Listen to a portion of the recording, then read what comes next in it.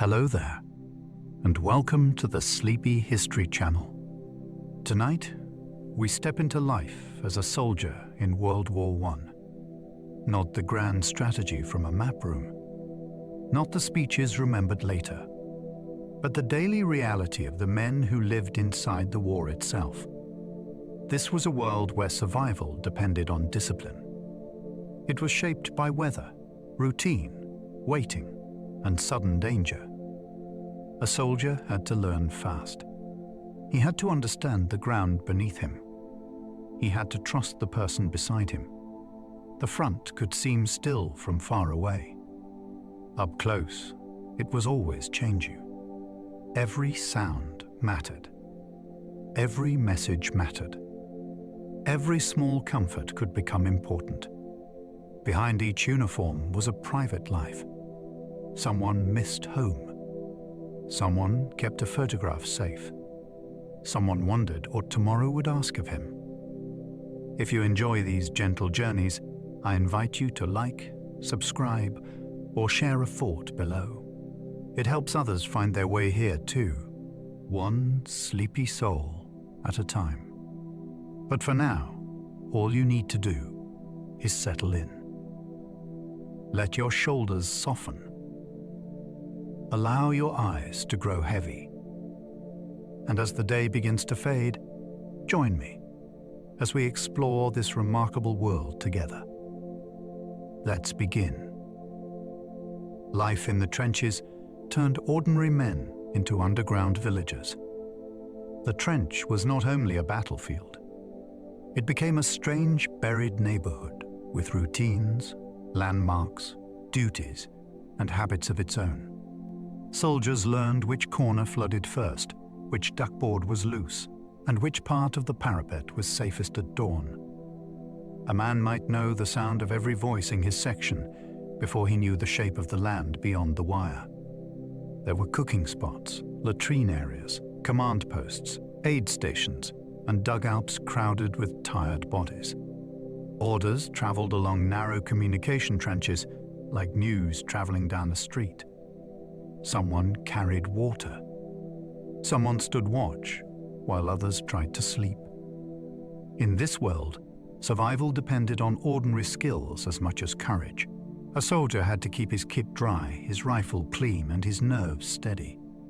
The result was a community built under pressure, where mud walls replaced houses and daily life continued within sight of danger.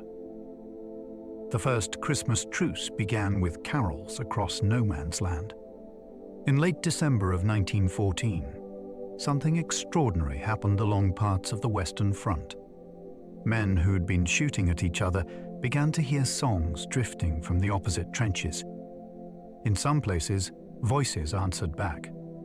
Caution slowly turned into curiosity. Soldiers climbed out and met between the lines, where the ground was normally crossed only in terror. They exchanged cigarettes, buttons, food, and small souvenirs. Some helped bury the dead. A few accounts describe football or informal games, though these moments varied from place to place. What makes the event so powerful is not that the war stopped everywhere. It did not. Fighting continued elsewhere, and commanders discouraged such contact afterward. Its power lies in the brief human recognition across a deadly divide. For a short time, men saw the opposing uniform and found another cold, tired soldier inside it. That fragile pause became one of the most remembered moments of the war. Some front lines barely moved, even after years of sacrifice. The map of the war could make the struggle look almost unreal. Armies spent weeks preparing attacks that sometimes gained only a few fields, a ridge, or a shattered village. Those small gains came at enormous human cost, because modern weapons made open movement terribly dangerous. Barbed wire slowed advances. Machine guns covered approaches. Artillery broke up formations before soldiers reached the other side. When attackers did capture ground, they often found it impossible to hold under counterattack. Communications failed, Reserves arrived late, and supplies could not cross the torn terrain quickly enough. This created a grim rhythm of advance and loss. Commanders wanted breakthrough, but the battlefield resisted speed. To the men living there, the front was not an abstract line. It was a place of names, corners, craters, and ruined buildings. The fact that so much effort could change so little is one of the great shocks of World War I. Rats, lice, and boredom became daily enemies in the trenches. Danger did not always arrive with a dramatic sound. Sometimes it crawled, itched, or stretched endlessly through the hours. Rats thrived where food scraps, refuse, and battlefield remains gave them a constant feast. Soldiers described them as bold and enormous, moving through dugouts with little fear of men. Lice were smaller, but their effect was relentless. They lived in seams of clothing and caused constant itching, especially when men could not wash properly for days or weeks. Their bites helped spread trench fever, a disease that brought pain, weakness, and high temperature. Then there was waiting. Long periods passed with little movement, yet nobody could truly relax. A soldier might sit for hours listening, cleaning, watching, and wondering when the next order would come. This mixture of discomfort and suspense made ordinary time feel heavy. The war was not only fought in attacks, it was also endured through the slow pressure of daily irritation. Some soldiers slept standing up during the worst trench conditions. Sleep at the front could become a strange and broken thing. Men might rest in short snatches, never knowing when an alarm, bombardment, or work party would interrupt them. In flooded trenches, there was sometimes no dry place to lie down. Dugouts could be overcrowded, smoky, damp, or unsafe. A soldier waiting on duty might nod forward against a wall, held upright by exhaustion and cramped space. Others slept sitting on fire steps or curled around equipment.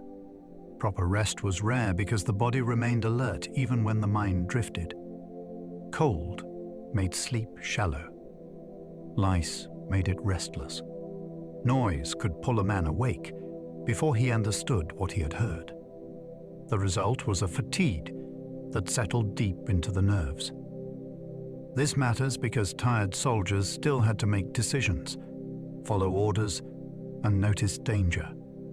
In the trenches, even sleep had to be stolen from the war. Dawn and dusk were often the most dangerous hours. The changing edge of daylight created tense routines along the front. Before sunrise and after sunset, soldiers carried out a practice known as Stand To. Everyone was ordered alert because attacks were thought more likely when visibility was uncertain. Men fixed bayonets, checked ammunition, and watched the opposite line as the sky changed. These moments were filled with strain because shapes could deceive the eye. A post, a bush, or a moving shadow might look like an advancing patrol. The low light also helped raiders, scouts, and wiring parties move with less chance of being seen. At the same time, artillery observers and snipers adjusted to what they could make out. The danger was not always immediate, but the expectation of danger became powerful. A soldier who had been half asleep minutes earlier now had to hold himself ready. Each dawn and dusk reminded the front line that the day's beginning and ending were never simple. A soldier could spend months fighting mud before meeting the enemy. Mud became one of the most powerful forces on the Western Front because it swallowed effort, time, equipment, and sometimes men. Heavy shelling broke drainage systems and churned fields into deep, sticky clay. Rain filled craters until the battlefield looked less like land than a ruined marsh. A soldier trying to move forward might sink to his knees while carrying a rifle, ammunition, water, food, and tools. Every step demanded strength. Boots were pulled off by suction. Wagons jammed in the road. Stretcher bearers struggled to carry wounded men across ground that seemed to resist them. Even resting could become exhausting because damp clothing rubbed the skin and made sleep feel impossible. Mud also hid danger. It covered unexploded shells, broken wire, and deep holes left by bombardment. Before a soldier even saw the opposing line, he might already be worn down by a landscape that had become an enemy in itself.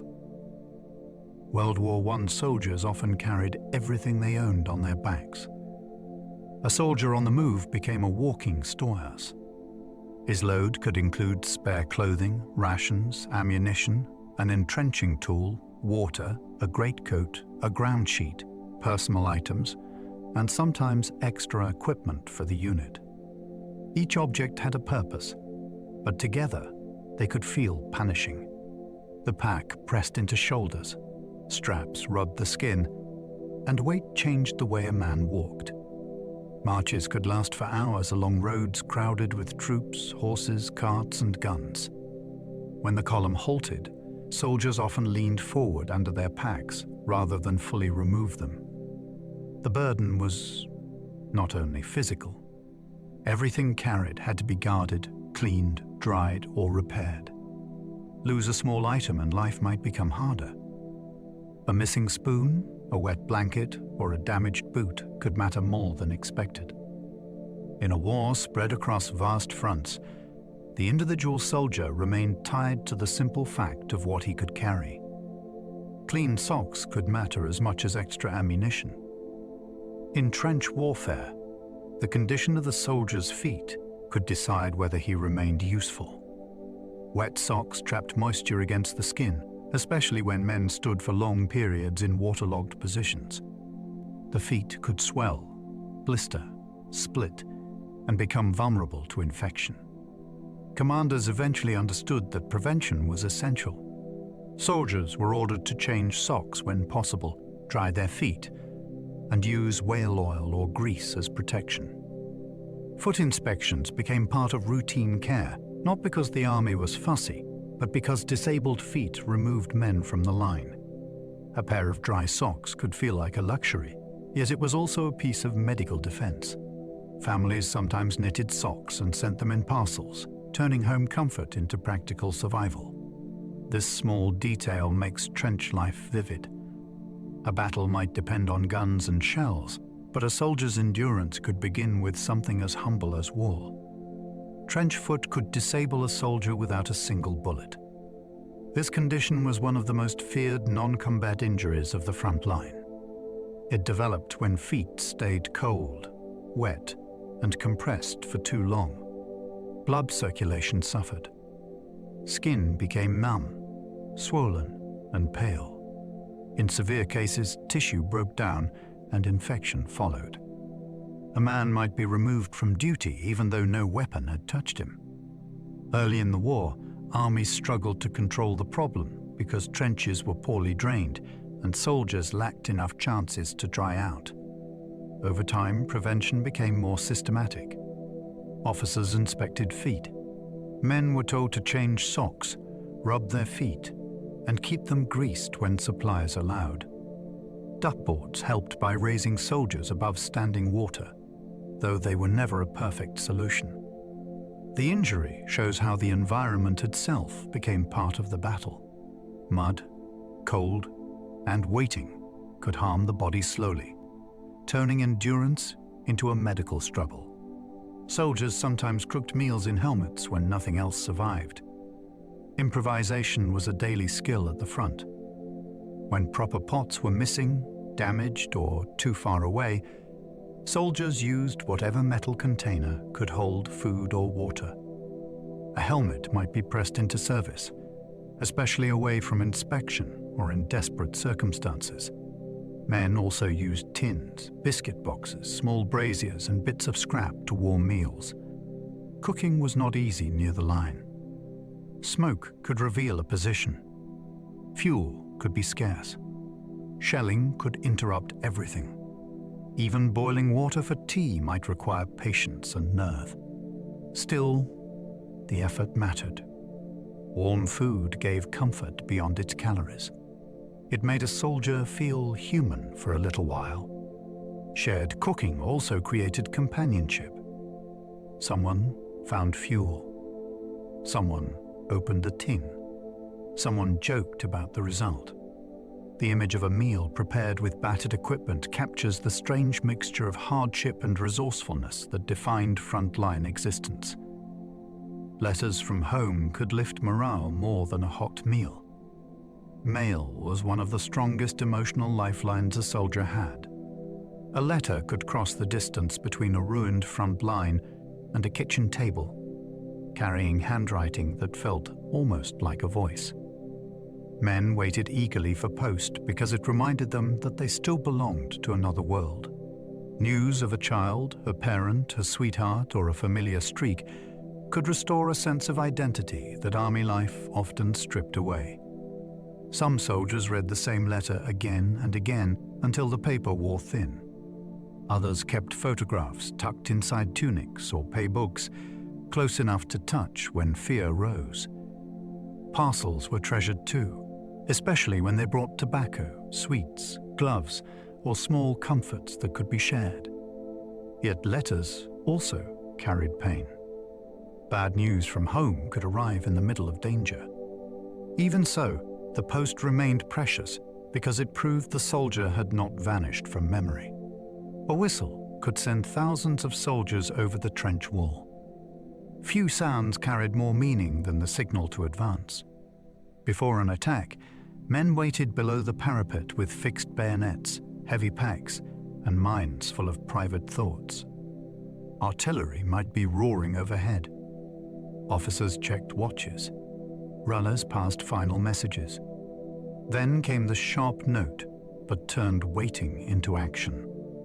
Soldiers climbed ladders or stepped onto firing platforms and moved into the exposed ground beyond the trench. The sound itself was small, but it belonged to a vast machine of planning, timing, and hope. It connected individual bodies to a larger order that nobody in the front line could fully see.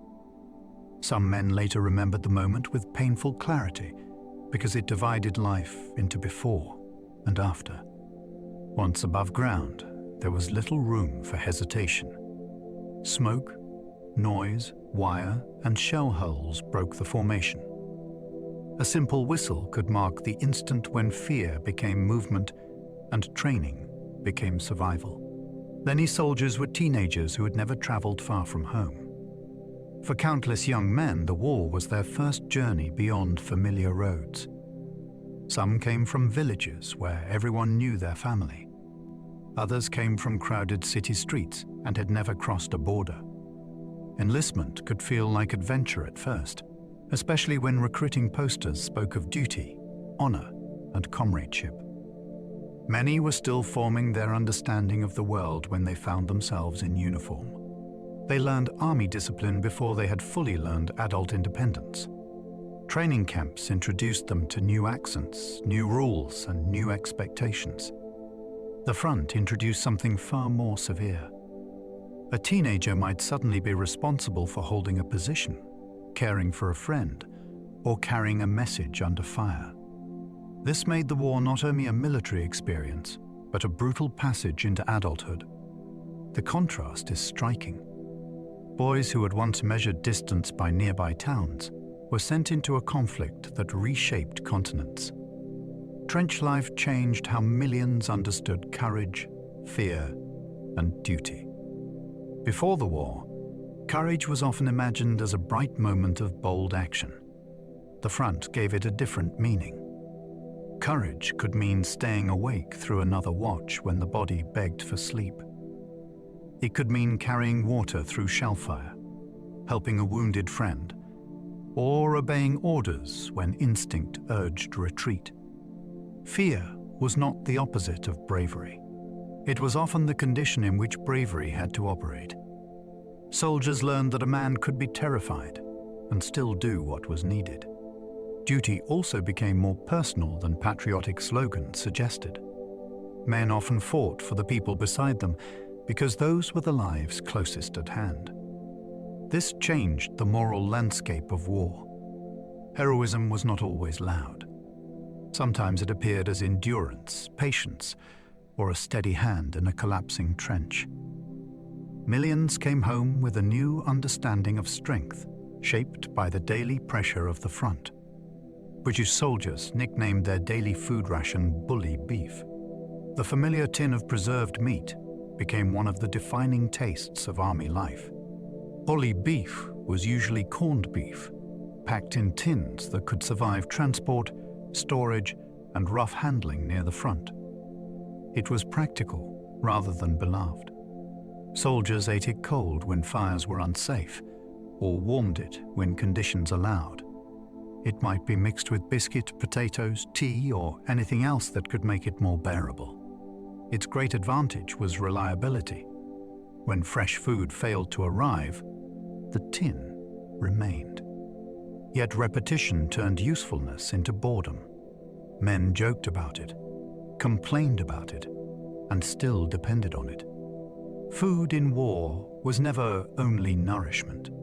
It affected morale, energy, and a soldier's sense of being cared for by an enormous system far behind him.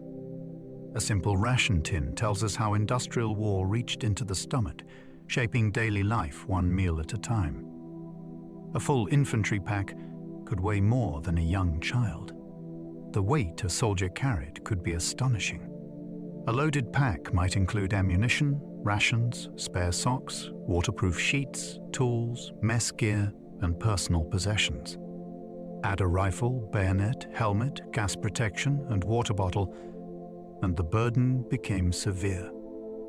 The exact load changed by army, year, task, and front, that soldiers often moved under weight that would challenge even a fit laborer.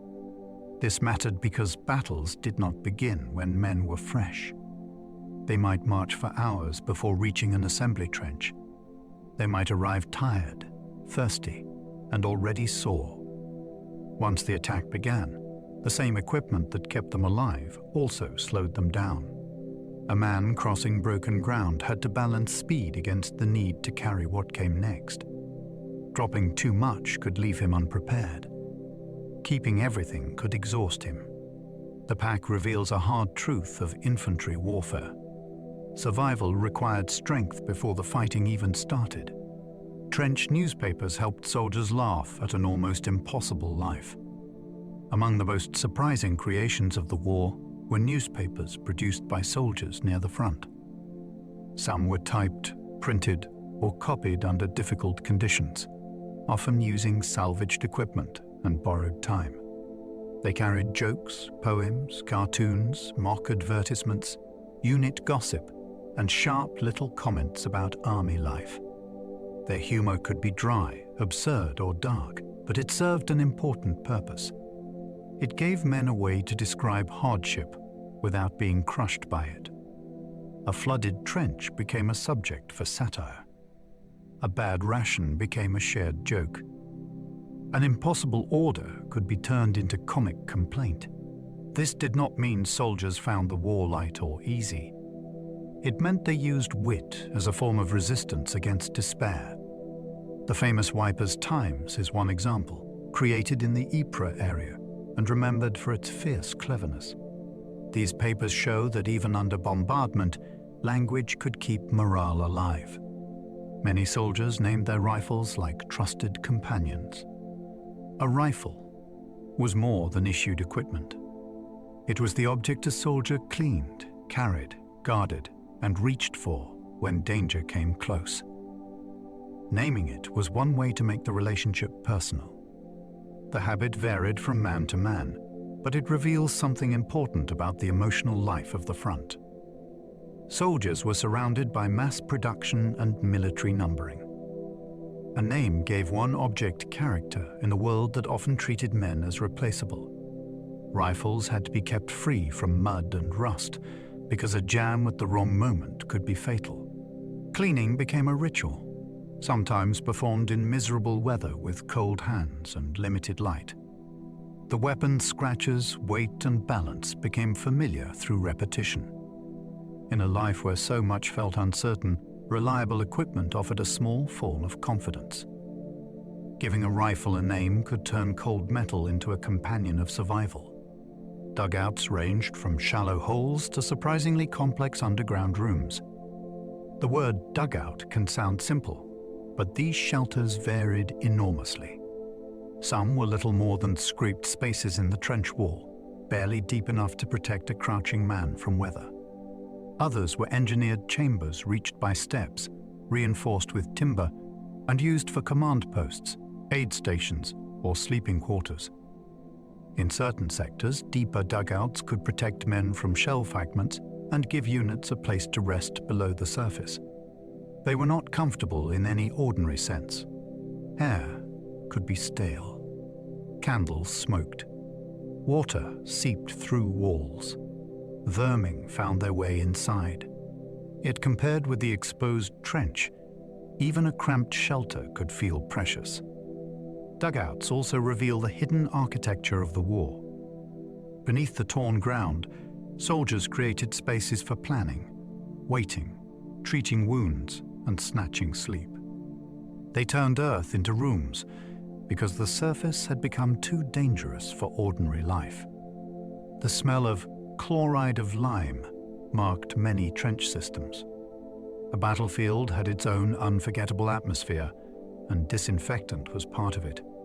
Chloride of lime was used to reduce disease and control the terrible smells that came from latrines, waste, stagnant water, and decay. Soldiers noticed it because scent can become tied strongly to memory. The sharp chemical odor cut through the dampness of earth and the smoke of war. It belonged to the constant effort to impose order on a place that resisted cleanliness. Sanitation was not a minor concern. Crowded trenches could spread illness quickly if waste was not managed. Flies, polluted water, and poor drainage all threatened health. Working parties carried, spread, cleaned, and repaired in conditions that were often miserable. The smell, therefore, tells a deeper story. The armies were not only fighting with rifles and artillery, they were also fighting contamination, infection, and collapse. In that struggle, a harsh white powder became part of everyday survival. Periscopes let soldiers see danger without raising their heads. On a battlefield watched by snipers, even a brief glance could be fatal. The periscope gave soldiers a way to look over the trench without showing a face above the parapet.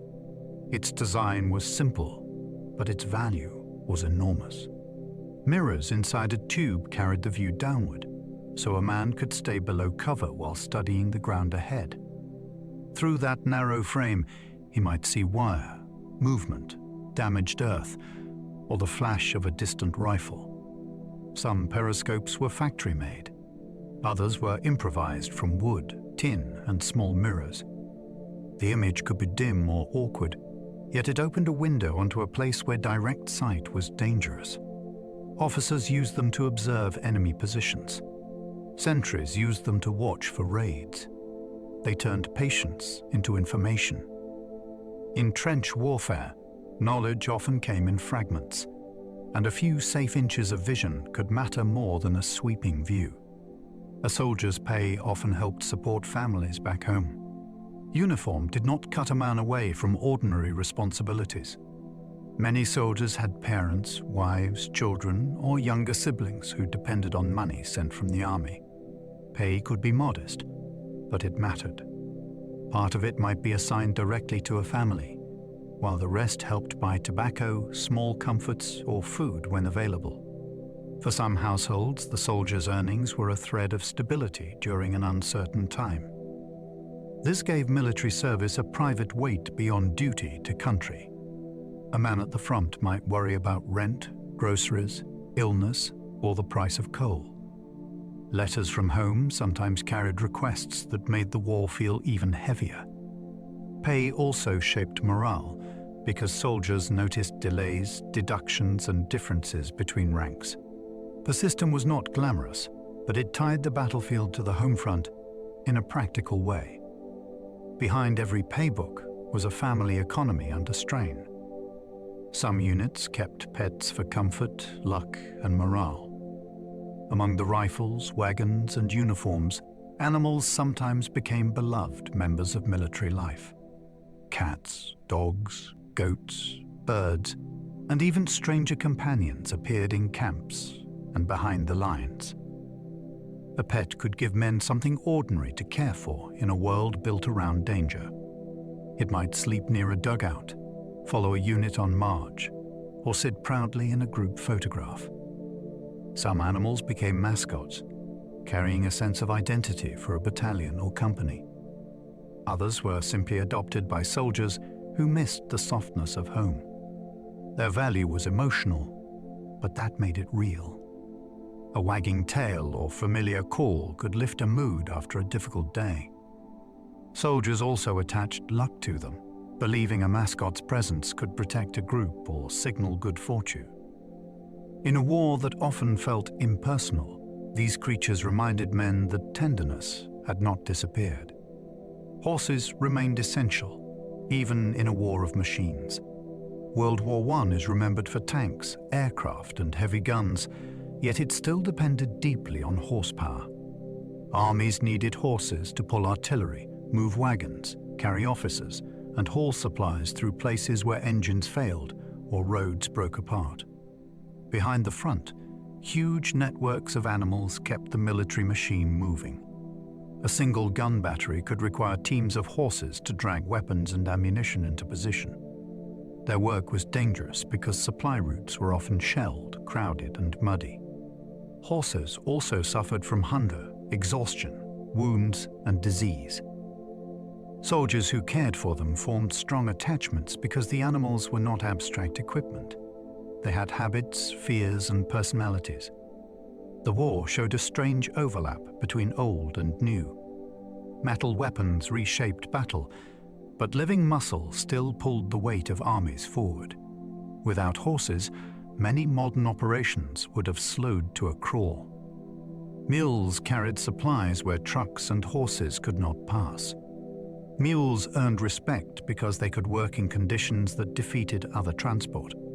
Strong, sure-footed, and more resistant to hardship than many horses, they were especially valuable on rough tracks, steep ground, and broken routes near the front.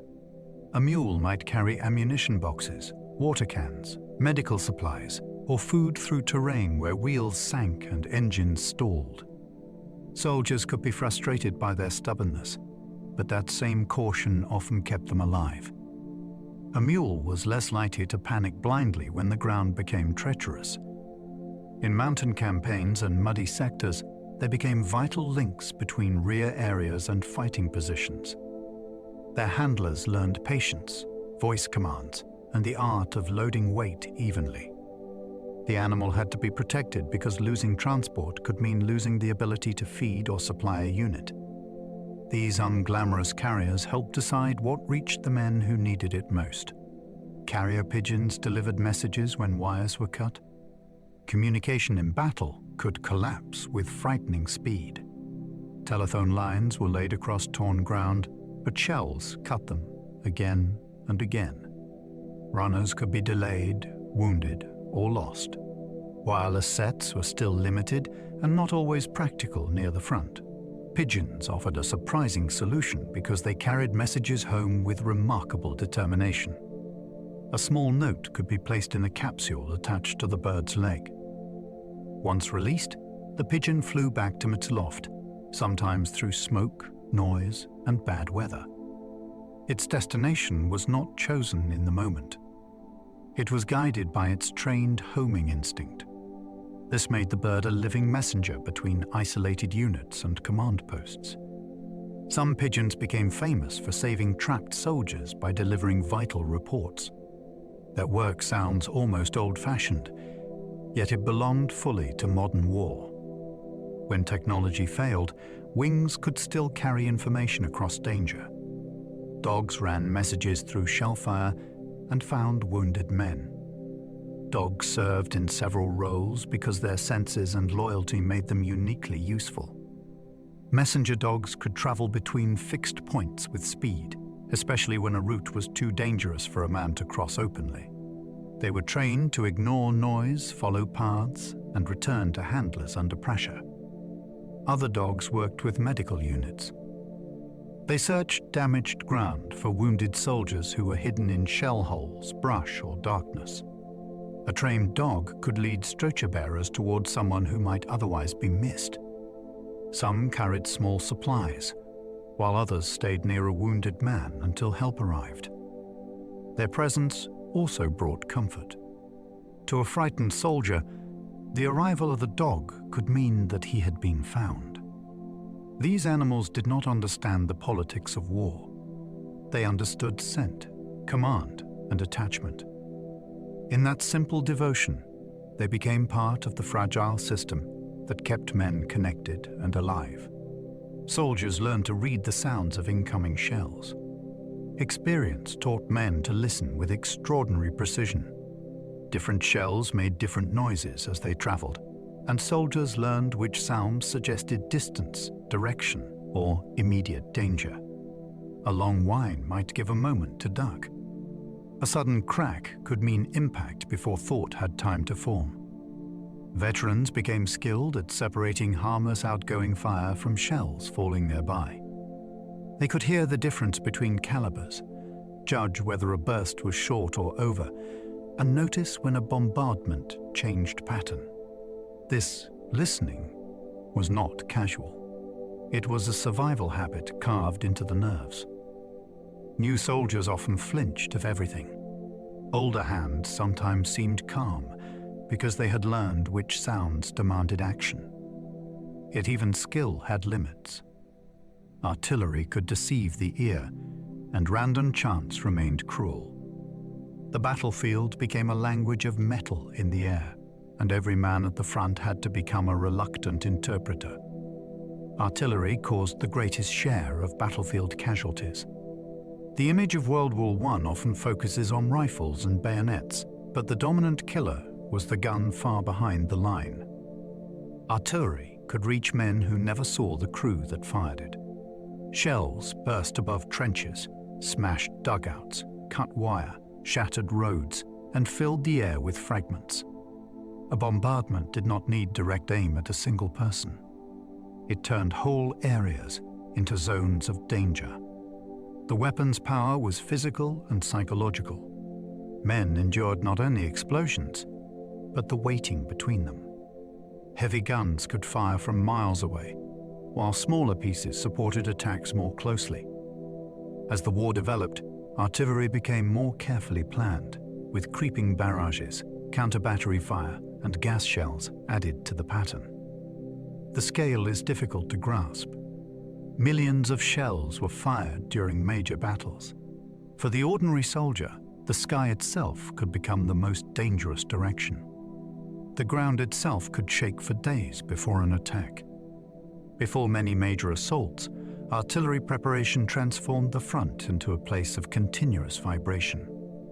Guns fired hour after hour, sometimes for days, trying to destroy wire, crush trenches, silence enemy batteries, and break morale.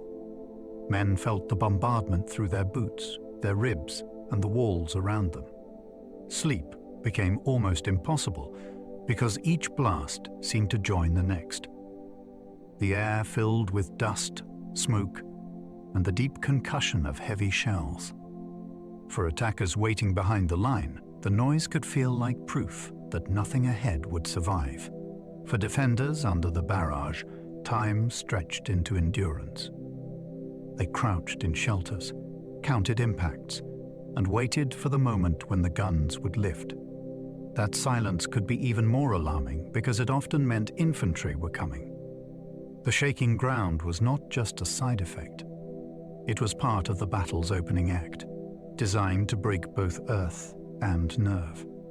A quiet front could feel more frightening than a noisy one. Silence at the front rarely felt peaceful.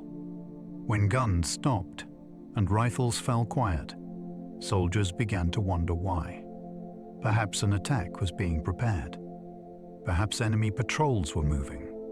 Perhaps engineers were working unseen. In a place where danger usually announced itself through noise, the absence of sound could become a warning. Men listened harder during stillness. Small details grew larger. A scrape of metal, a cough, or the snap of wire might travel through the dark and set every nerve on edge. Quiet also gave the mind room to imagine. During bombardment, fear had an object. In silence, fear spread into possibility. Veterans knew that calm could be temporary, and that the next minute might bring a flare, a raid, or a sudden barrage. This is one of the strange truths of trench life.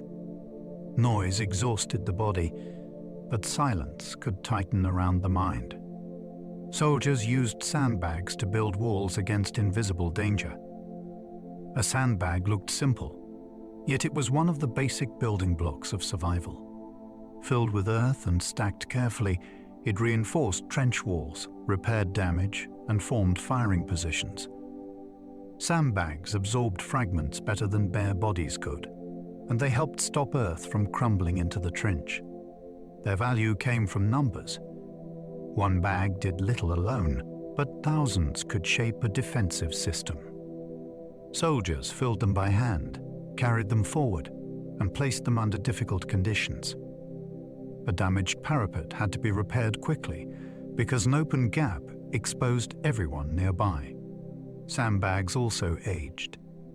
Rain, rot, and shellfire weakened them, so maintenance never truly ended. Their ordinary appearance hides the labor behind them. Each one represented digging, lifting, hauling, and arranging. In a war of enormous machines, survival often depended on cloth sacks packed with soil, placed one by one between a soldier and the unseen path of metal. Some trenches had names copied from familiar London streets. Naming helped soldiers turn confusing trench systems into places that could be remembered and navigated. British units often used names from home, including streets, towns, or familiar references. A trench might be called Oxford Street, Piccadilly, or something equally recognizable. This made maps easier to use and orders easier to understand. It also created a strange mental contrast. A name associated with shops, traffic, and ordinary life could now describe a muddy line under fire. Soldiers moved through these named routes as if through a distorted version of home. The practice was practical, but it also reveals how people use language to claim control over frightening spaces. A named trench became less anonymous. It could be reported, repaired, defended, or remembered. In letters and diaries, these names carried private meaning. The soldier was still far from home, yet fragments of familiar geography traveled with him into one of the most unfamiliar environments imaginable. Rain could collapse trench walls and bury whole sections. Trenches had to be constantly repaired because they were cut into living earth. Heavy rain soaked the sides until they slumped inward, especially where soil was soft or shellfire had already loosened it. A collapse could block movement, destroy equipment, or trap men before anyone fully understood what had happened. Timber revetments, wickerwork, corrugated iron, and sandbags were used to hold walls in place, but no method was perfect. Water also gathered at the bottom, turning walkways into channels of mud. Pumps, drains, and duckboards helped, yet the weather often overwhelmed them. A damaged trench was more than inconvenient. It could break communication between positions, expose soldiers to fire, and delay stretcher parties. Men therefore became builders as much as fighters. They dug, shored, cleared, and rebuilt sections that nature and artillery kept trying to erase. The trench was not a finished structure. It was a temporary argument with the ground. A soldier's steel helmet was a life-saving modern invention. At the beginning of the war, many soldiers wore cloth caps or soft headgear that gave almost no protection from fragments. As artillery casualties mounted, armies realized the head needed better defense. Steel helmets began to appear in different designs, including the British Brodie, the French Adrian, and the German Stahlhelm. They could not stop every bullet, and they did not make a man safe. Their great value was protection against shell splinters, shrapnel, falling debris, and glancing blows. A fragment that might have killed could be deflected or slowed. Soldiers sometimes distrusted new equipment at first, especially if it felt awkward or heavy. Over time, helmets became a normal part of frontline identity. Their shapes are now among the most recognizable images of the war. The change marks a hard lesson in military adaptation. When the battlefield became dominated by metal falling from above, armies learned to protect the human skull with metal of its own. Early gas masks looked strange but became essential equipment. Poison gas forced armies to invent protection quickly. Early solutions were crude, including pads soaked in chemicals and cloth hoods pulled over the head. Some designs were uncomfortable, hot, and frightening to wear. Vision could be limited. Breathing could feel restricted. A soldier had to trust the device, while his instincts told him to tear it away. As gas warfare developed, masks improved with filters, eyepieces, and better seals. Training became essential because speed mattered. A few seconds of delay could expose lungs and eyes to serious harm. The mask also changed the appearance of battle. Men in gas protection looked less like familiar soldiers and more like figures from a harsh new age of industrial warfare. Yet behind the unsettling shape was a practical invention that saved lives. Carrying and maintaining it became part of everyday discipline. The gas mask shows how quickly the war forced science, fear, and survival into the same object. Gas alarms could turn a sleeping trench into instant panic. A gas warning demanded immediate action because invisible danger could drift before a man fully sensed it. Alarms took different forms, including bells, rattles, gongs, shouted warnings, or improvised signals made from metal objects. The purpose was simple: wake everyone and make them fit protection at once. In darkness, confusion could be intense. Men grabbed masks, helped each other with straps, and tried to stay calm while the alarm spread along the line. The danger depended on wind, concentration, and the type of gas used. Sometimes the warning proved false. Sometimes it arrived with deadly seriousness. Even a false alarm could leave soldiers shaken because it forced the body into fear before the mind had evidence. The ritual of response became deeply ingrained. Mask first, thought second. Gas alarms reveal how modern war attacked the senses. A soldier could not rely only on sight or sound. He had to be ready for air itself to become hostile. Many soldiers carried lucky charms from home into battle. In a world ruled by chance, small objects could take on enormous meaning. A soldier might carry a coin, a religious medal, a button, a lock of hair, a ribbon, or a keepsake given by someone he loved. The object did not need to be valuable. Its power came from connection. It linked the front to a person, a promise, or a memory. Luck mattered, because soldiers saw survival happen in ways that seemed impossible to explain. One man stepped away just before a shell landed. Another was wounded by a fragment no larger than a fingernail. Under such conditions, belief found room to grow. A charm could not stop artillery or disease, but it could steady the hand and focus the mind. Touching it before danger might offer a moment of control. These objects remind us that soldiers were not only trained bodies. They were human beings, searching for meaning inside uncertainty. Pocket Bibles, photographs, and letters became treasured battlefield possessions. The most valued items were often small enough to fit close to the body. A pocket Bible could offer prayer, comfort, or a sense of moral grounding. A photograph made an absent face present for a moment. A letter preserved the sound of home in familiar handwriting. Soldiers kept these things in tunics, wallets, tins, or paybooks because they were easy to carry and hard to replace. Some possessions became worn by weather and handling. Others were carefully wrapped against damp. They could be read before an attack, passed to a friend for safekeeping, or recovered after injury. Such items also helped families understand what mattered when belongings were returned. A stained photograph or creased page could carry the weight of a whole life. Military records tell one kind of story, but personal objects tell another. They show what a soldier chose to keep nearest when almost everything around him was uncertain. Singing helped soldiers steady themselves during long marches. Marching demanded more than strong legs.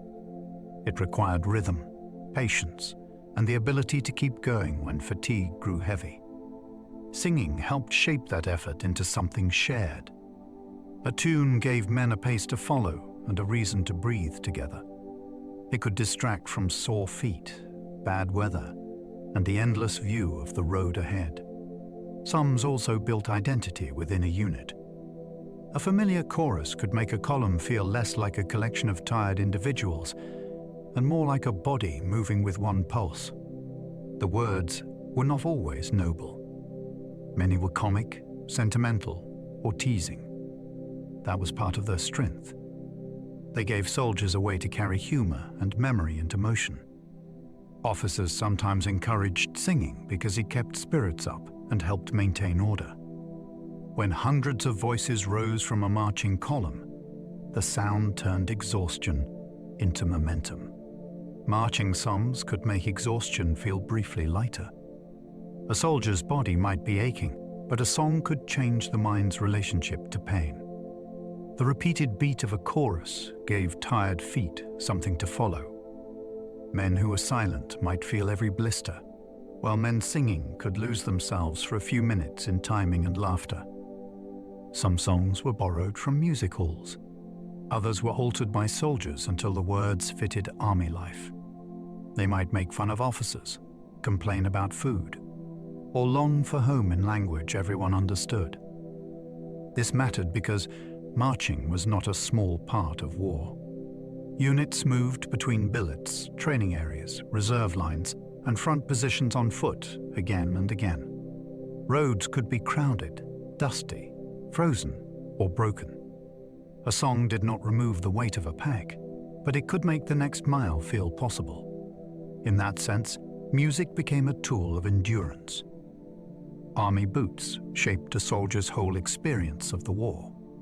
The war was lived through the feet as much as through the eyes. Boots carried a soldier across roads, fields, duckboards, assembly areas, and ruined ground. Good boots protected against stones, cold, and rough surfaces. Poorly maintained ones could split, leak, or rub the skin raw.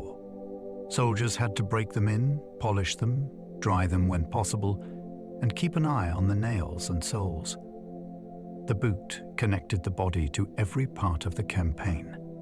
A man could have courage, training, and ammunition, but if his feet failed, he could not march or fight properly. Boots also recorded the landscape. Mud caked them. Chalk dust whitened them. Long roads wore them down. Replacement mattered, but supply could be uneven. The object seems ordinary until we understand how much depended on it.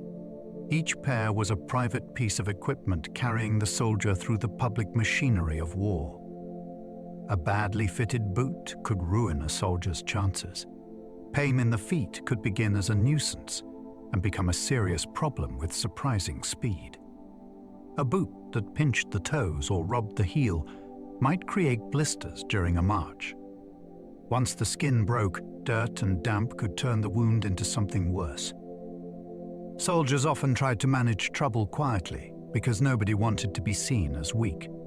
But a limp could slow a section, and a serious sore could remove a man from duty. Fitting was not always ideal because armies had to equip huge numbers of recruits quickly. Sizes, supply, and wear all complicated the issue. Socks could bunch. Leather could harden. Wet boots could shrink or lose shape. This is why experienced soldiers paid attention to their feet with almost professional seriousness. They knew that survival did not always depend on dramatic courage. Sometimes it depended on whether a heel could survive the next march. Soldiers shaved in shell holes, puddles, and dented tins. Personal grooming did not disappear at the front. It became harder, stranger, and more improvised. Shaving mattered for discipline, hygiene, and comfort, especially as gas masks required a good seal against the face. A full beard could interfere with protection, so many armies expected men to keep facial hair under control. Water was not always clean or plentiful. Mirrors were small, cracked, or missing. A soldier might scrape a razor across his face using water from a shallow hole, a mess tin, or a borrowed cup. The act could feel absurd under the circumstances, yet it also preserved a fragment of normal life. To shave was to say that the body still belonged to order, not entirely to chaos. It could be done beside a trench war, in a billet, or during a pause behind the line. Even small routines helped men recognize themselves inside the uniform. Tea became a small ritual of warmth and order. For many British soldiers, tea was more than a drink. It was a pause, a comfort, and a sign that life had not entirely broken apart. Making it near the front could require effort. Someone needed water, fuel, a container, and enough safety to heat it. The result might taste smoky, metallic, or weak, yet it still mattered. Tea warmed hands, settled nerves, and gave men a reason to gather. It belonged to home, but it adapted to war. A mug could be shared after a work party, during a stand-down, or in a dugout, thick with tired silence. Commanders also understood its value. Hot tea could revive men after cold exposure and restore a sense of routine after strain. The ritual was simple, but simplicity was the point. In a place of alarms, orders, and uncertainty, boiling water and leaves created a small island of predictability. Hot food often arrived cold after crossing dangerous ground. Feeding soldiers near the front was a logistical challenge shaped by distance, weather, and enemy fire. Food might be cooked behind the lines, then carried forward in containers by ration parties. The journey could be slow because routes were damaged, crowded, or exposed. Men carrying supplies often moved at night to reduce the chance of being seen. By the time stew, soup, or tea reached the trench, it might be lukewarm or cold. Sometimes a container spilled. Sometimes shelling delayed the party. Sometimes the food never arrived at all. This could be deeply discouraging because a hot meal promised comfort as well as energy. Soldiers learned not to count on perfection. They ate what came when it came, and often shared whatever could be spared. The difficulty of delivering warmth to the front reveals the hidden labor behind every meal. Food had to fight its own battle before reaching a soldier's hands. Rum rations were used to steady nerves before attacks. Alcohol had a complicated place in military life. In some armies and situations, rum or other spirits were issued before difficult duties, after exposure to cold, or ahead of an assault. The intention was not celebration. It was warmth, courage, and a brief dulling of fear. A small ration could feel powerful when men were exhausted, chilled, and waiting for danger. Some soldiers welcomed it. Others disliked it or refused it. Commanders debated its value because discipline and alertness also mattered. The practice reminds us how intensely psychological the front could be. Men were not machines that could be wound up and sent forward without inner strain. The moments before an attack were filled with private dread, and armies looked for ways to make movement possible. Rum became one tool among many, part comfort and part military custom. It did not remove fear, but it could make the next few minutes feel bearable. Some soldiers wrote poetry in dugouts between bombardments. Writing poems near the front may seem surprising until we understand what poetry offered. It could compress shock, memory, anger, tenderness, and disbelief into a form a soldier could hold. A dugout might be cramped, damp, and poorly lit, yet a notebook could become a private space.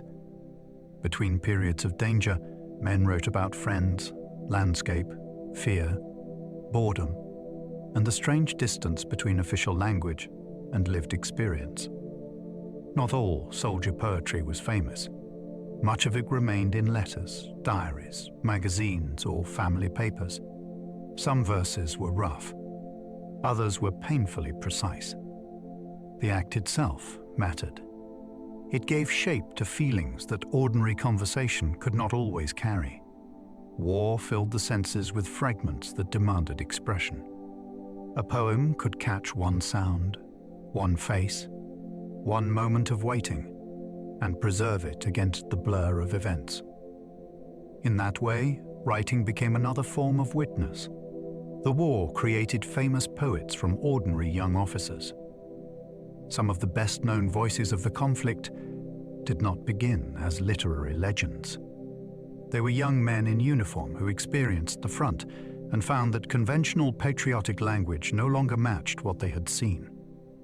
Their poems carried mud, irony, grief, fear, and compassion into public memory. Many were officers because education, class, and publishing connections helped their work survive and circulate, though soldiers of many backgrounds wrote as well. The famous names matter because they changed how later generations imagined the war. They did not simply record events. They challenged the way those events were described. Their work exposed the gap between recruitment slogans and battlefield reality. It also showed that beauty of language could serve truth rather than decoration. These poets were shaped by service, and in turn, they shaped remembrance. Through them, the inner life of the soldier became part of history. Siegfried Sassoon turned frontline experience into unforgettable protest. Sassoon had served with conspicuous bravery, which made his later criticism especially powerful. He knew the front not as an outsider, but as someone who had led men through danger. His writing could be bitter, direct, and sharply controlled. He attacked empty glory, careless command, and the language that made suffering sound noble from a safe distance. In 1917, he made a public statement against the continuation of the war, risking severe consequences. Rather than being court-martialed, he was treated for shell shock and sent to Craig-Leichhardt War Hospital. There he met Wilfred Owen, and that meeting helped change the course of war poetry. Sassoon's importance lies partly in his refusal to separate courage from criticism. He could honor soldiers while condemning the system that consumed them. His voice reminds us that protest did not always come from weakness or distance. Sometimes it came from a man who had seen enough at close range. Wilfred Owen transformed trench horror into enduring human testimony. Owen's work matters because it does not let distance make the war tidy. He had served at the front, endured bombardment, and watched men suffer in ways that ordinary language could scarcely hold. His poems gave that experience a voice without turning it into spectacle. He wrote about pity, exhaustion, fear, and the terrible gap between patriotic phrases and bodily reality. At Craig-Leichhardt War Hospital, his meeting with Siegfried Sassoon sharpened his confidence and helped him revise his poems with greater force.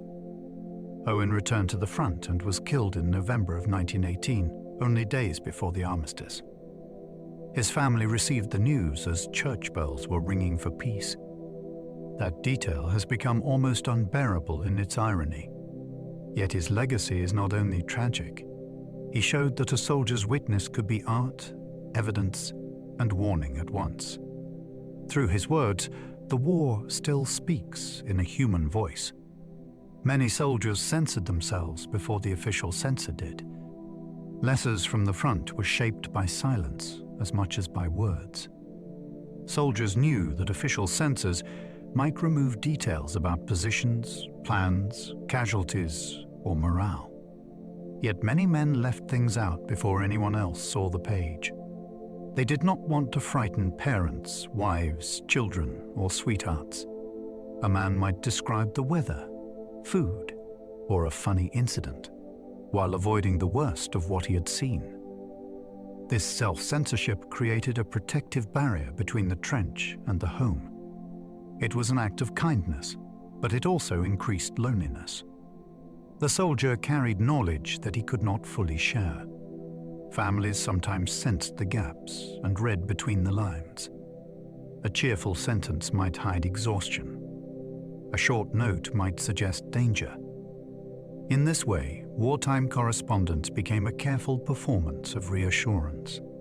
The letters that survived are precious partly because they reveal both what was said and what could not be written. Field postcards let soldiers send quick proof they were alive. The field postcard was a practical answer to an enormous problem. Millions of men needed to reassure families, but time, censorship, and conditions made long letters difficult. These cards used printed phrases that a soldier could select or cross out. He might indicate that he was well, that he had received a letter, or that a longer message would follow. Personal additions were usually not allowed, which made the cards plain and controlled. Yet their emotional power was immense. For a family at home, even a few official words could bring relief. The handwriting, signature, or date proved that the soldier had recently been alive. The card could travel quickly through the military postal system, carrying a small pulse of certainty across uncertainty. To modern eyes, it may seem cold, almost mechanical. To those waiting at home, it could be the most important piece of paper in the world. A single mail delivery could change the mood of a battalion. When post arrived near the front, the atmosphere could shift almost instantly. Men gathered around as names were called, hoping to hear their own. A letter might bring laughter, comfort, worry, or disappointment. Parcels could contain tobacco, chocolate, knitted items, newspapers, or small treats that were shared among friends. Those who received nothing often felt the absence sharply, even if they tried not to show it. Mail connected the unit to thousands of private worlds beyond the battlefield. It brought news of births, illnesses, courtships, harvests, jobs, and ordinary arguments. That ordinariness was part of its power. It reminded soldiers that life beyond the line had not stopped. At the same time, it could make the distance feel more painful. A battalion after mail call was not the same as before. Men carried fresh words into the trench, and for a while, their thoughts traveled far beyond the wire. Nurses often saw soldiers first after the battlefield. For many wounded men, the first clear moment of safety came under the care of nurses. They worked in casualty clearing stations, base hospitals, hospital ships, and other medical settings across the war. Their responsibilities demanded skill, stamina, and composure. They changed dressings, monitored shock, prepared men for surgery, comforted the frightened, and wrote letters for those too weak to hold a pen. The work could be relentless after major actions, when wounded soldiers arrived in waves. Nurses saw the cost of battle at close range, not as strategy, but as bodies in need of urgent care. They also became part of a soldier's memory of survival. A calm voice, clean bandage, or cup of water could feel like the first step back toward life. Their service challenged older ideas about women's roles because the war placed them near suffering on an industrial scale. They became witnesses, healers, and quiet pillars of endurance. Stretcher bearers carried men through mud, darkness, and danger. The work of retrieving the wounded required courage of a particular kind. Stretcher bearers moved slowly, because their burden was human and fragile. They crossed broken ground, slippery trenches, crater fields, and crowded communication routes, while shells might still be falling. A wounded man had to be lifted carefully, kept as steady as possible, and carried toward aid. This could take hours if the terrain was bad, or the distance was long. Bearers often worked in pairs or teams, taking turns under exhausting weight. Some were soldiers assigned to the role. Others belonged to medical units. Many had to make difficult choices about who could be moved first. Their task was not dramatic in the usual sense, but it demanded nerve, strength, and compassion. Every successful carry was a small rescue from the chaos of battle. The stretcher itself became a narrow bridge between the front line and the chance of treatment. Field ambulances were not vehicles at first, but medical units. The name can mislead modern ears. In the British Army, a field ambulance was an organized medical formation rather than simply a motor vehicle. It included doctors, orderlies, stretcher bearers, equipment, horses, wagons, and later motor transport. Its purpose was to collect wounded men from aid posts and move them through the early stages of treatment. These units had to be mobile, disciplined, and able to work close enough to the front to matter. They established dressing stations, sorted casualties, gave first care, and sent men onward when necessary. The system was a chain, and the field ambulance formed one of its crucial links. Without it, wounded soldiers could remain stranded too long near the fighting. The term reveals how armies had to organize medicine on a battlefield too large for simple rescue. It was not enough to have brave doctors. The war required a moving structure of care. Casualty clearing stations became bridges between battlefield and hospital. These stations were placed far enough from the front to perform more organized treatment, but close enough to receive the wounded quickly. They became vital places of sorting, surgery, stabilization, and decision. Men arrived from aid posts and field ambulances with injuries of every severity. Medical staff had to judge who needed immediate operation, who could wait, and who was unlikely to survive. This process was painful, but it saved lives when resources were under pressure. Casualty clearing stations could grow into large medical complexes with operating theaters, wards, X-ray equipment, laboratories, and transport links. During great battles, they worked under intense strain. Ambulance trains then carried many patients onward to base hospitals. For a soldier, reaching one of these stations meant entering a more structured world after the violence of the front. It was a crossing point between danger and deeper care, where modern military medicine tried to impose order on mass injury. Some soldiers returned to duty after wounds that seemed final. The medical story of the war is not only one of loss, it is also one of survival that could astonish those who witnessed it. Improved surgery, antiseptic practice, blood transfusion methods, and organized evacuation gave many wounded men a better chance than soldiers in earlier conflicts. A man might be hit by shrapnel, treated near the front, sent through hospitals, and eventually returned to service if judged fit. Some came back with scars, missing fingers, impaired movement, or lasting pain. Others were assigned to lighter duties. The idea of recovery was complicated because survival did not always mean restoration. Yet the ability of bodies and medical systems to pull men back from the edge was remarkable. Soldiers learned that a wound could be feared, hoped for, hidden, or endured. Some called a minor wound a ticket away from the line. Others dreaded being sent back after healing. Survival carried its own burden. Shell shock changed how doctors understood trauma and memory. Early in the war, many believed that nervous collapse came from physical effects of exploding shells. Over time, doctors saw that men could break down even without visible injury. Symptoms varied widely. Some shook uncontrollably, Some could not speak. Some lost memory, sleep, or the ability to function under pressure.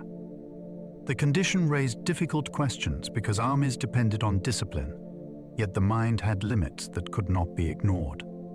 Treatments ranged from compassionate rest and talking therapies to harsh methods that reflected misunderstanding. The war forced medicine to confront psychological injury on a scale never seen before.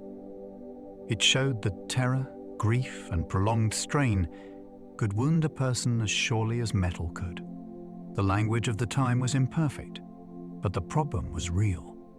Today, shell shock is often discussed in relation to later ideas about combat trauma. Its history reminds us that memory can carry battle long after the guns stop. Military discipline could be strict, even behind the lines. Army life followed rules because armies needed order under extreme conditions. Discipline governed dress, movement, saluting, cleanliness, weapons care, punctuality, and obedience. Behind the lines, soldiers might hope for rest, but they still faced inspections, drills, work parties, training, and punishment for breaches. The system could feel harsh because men who had endured the front were still expected to meet formal standards. Officers believed that discipline preserved fighting strength and prevented chaos. Soldiers often saw it more personally, especially when rules seemed petty or unfair. Punishments could range from extra duties to confinement or more severe consequences depending on the offense. Yet discipline also created predictability. It told men what to do when fear might otherwise scatter attention. The tension between control and humanity ran through the whole war. The soldier was an individual with private suffering, but he also belonged to an institution that demanded constant obedience. Leave in Paris or London could feel like another planet. A soldier coming from the front into a great city could feel almost stunned by normal life. Streets were lit. Shops opened. People dressed neatly. Beds had sheets. Meals arrived on plates. The contrast was so strong that rest itself could feel unreal. A few days of leave might allow a man to see family, attend a theater, drink in a public house, or simply walk without listening for danger. Yet the mind did not always adjust easily. Noise could startle him. Crowds could feel strange. Ordinary complaints might seem impossible to understand. Some soldiers enjoyed leave intensely because it restored a sense of life beyond duty. Others found that pleasure carried a shadow, since every hour brought them closer to return. The city offered comfort, but it also revealed how far the soldier had traveled inward. To step from the line into civilian brightness was to cross between two worlds. Soldiers sometimes feared returning to the front after leave most. The journey back could be worse than the first arrival because experience had removed illusion. A new recruit might fear the unknown, but a veteran knew the sounds, smells, routines, and risks waiting ahead. Leave gave the body a taste of comfort, which made the return feel sharper. Each train station, port, road, and camp could mark another step toward danger. Men often hid this dread because everyone else was carrying it too. Some wrote cheerful letters before going back. Others became silent. The fear was not cowardice. It was knowledge. The mind had already learned what shellfire could do, how quickly friends could vanish, and how long waiting could stretch. Returning also meant leaving loved ones for a future nobody could promise. This emotional reversal is one of the most human parts of the soldier's life. A few days of peace could renew a man, but they could also make war harder to face again. New recruits learned trench wisdom from veterans very quickly. Formal training could teach drill, shooting, and basic fieldcraft, but the front had its own lessons. Veterans showed newcomers where to place their feet, how to keep low, when to speak, what sounds mattered, and which habits could get a man hurt. Some advice was practical. Keep equipment close. Do not show a light carelessly. Watch the old hands.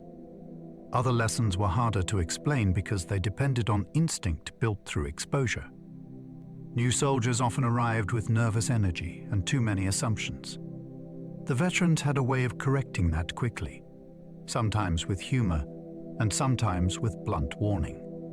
This passing of knowledge helped units survive. It also created a culture of experience, where time at the front carried authority. A recruit who listened could avoid mistakes that no manual described. Trench wisdom was not written in official language. It traveled from tired men to frightened ones, spoken in low voices. Veteran soldiers could spot danger in tiny changes around them. Experience sharpened attention until small details became meaningful. A fresh scrape on the parapet, a new gap in wire, unusual silence, disturbed earth, or a different pattern of enemy fire could suggest trouble. Veterans noticed what did not fit.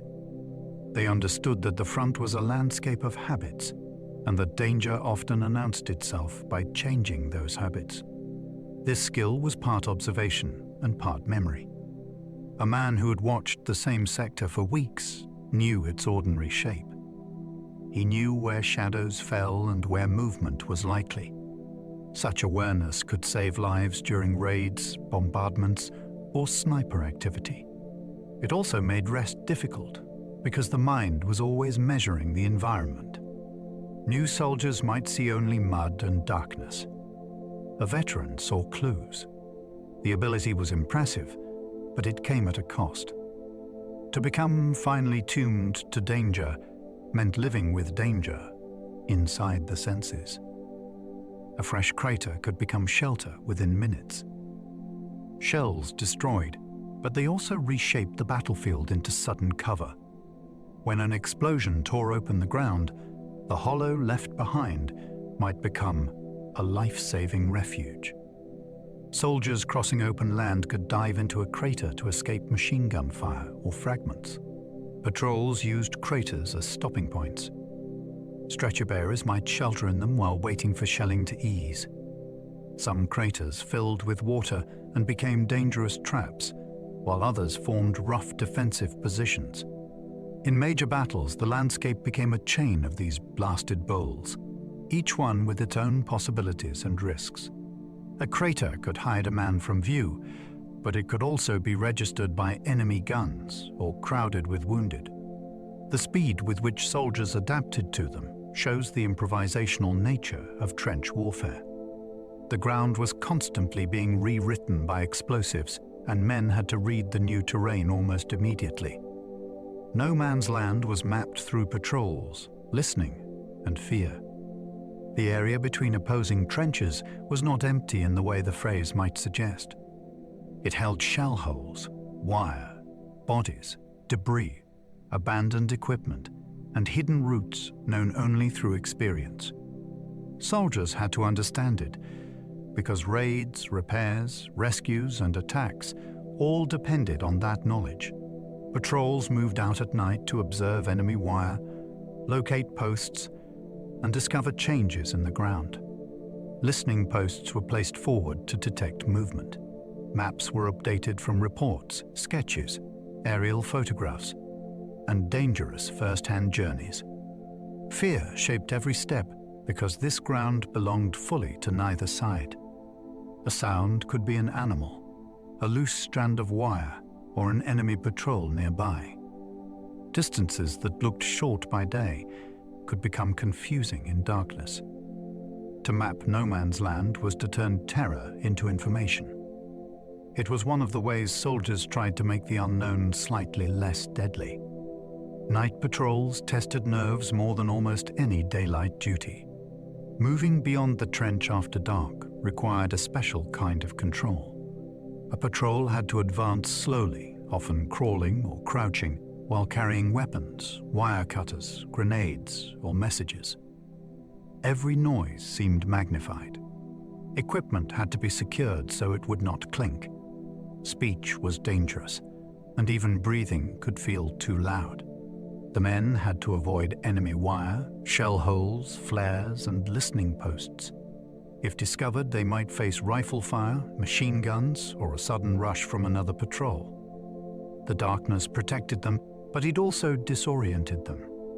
A familiar landscape could become strange within a few yards. Patrols gathered valuable information, captured prisoners, checked damage, and guarded against surprise. Yet their emotional pressure was immense, because danger could appear at touching distance. Daylight battle was terrifying in its openness. Night patrols were terrifying because the enemy could be close enough to hear before he was seen. Barbed wire shaped the battlefield as much as trenches did. Wire turned open ground into a trap. It slowed attackers, channeled movement, protected positions, and made surprise far harder. Placed in belts, coils, and tangled obstacles, it could hold men under fire at the worst possible moment. Artillery was often used to cut it before attacks, but results were uncertain. Shells might break sections or simply twist the wire into worse snarls. At night, working parties crept forward to repair, thicken, or inspect it. The material was cheap compared with guns, but its effect was enormous. It changed the geometry of battle by deciding where bodies could move.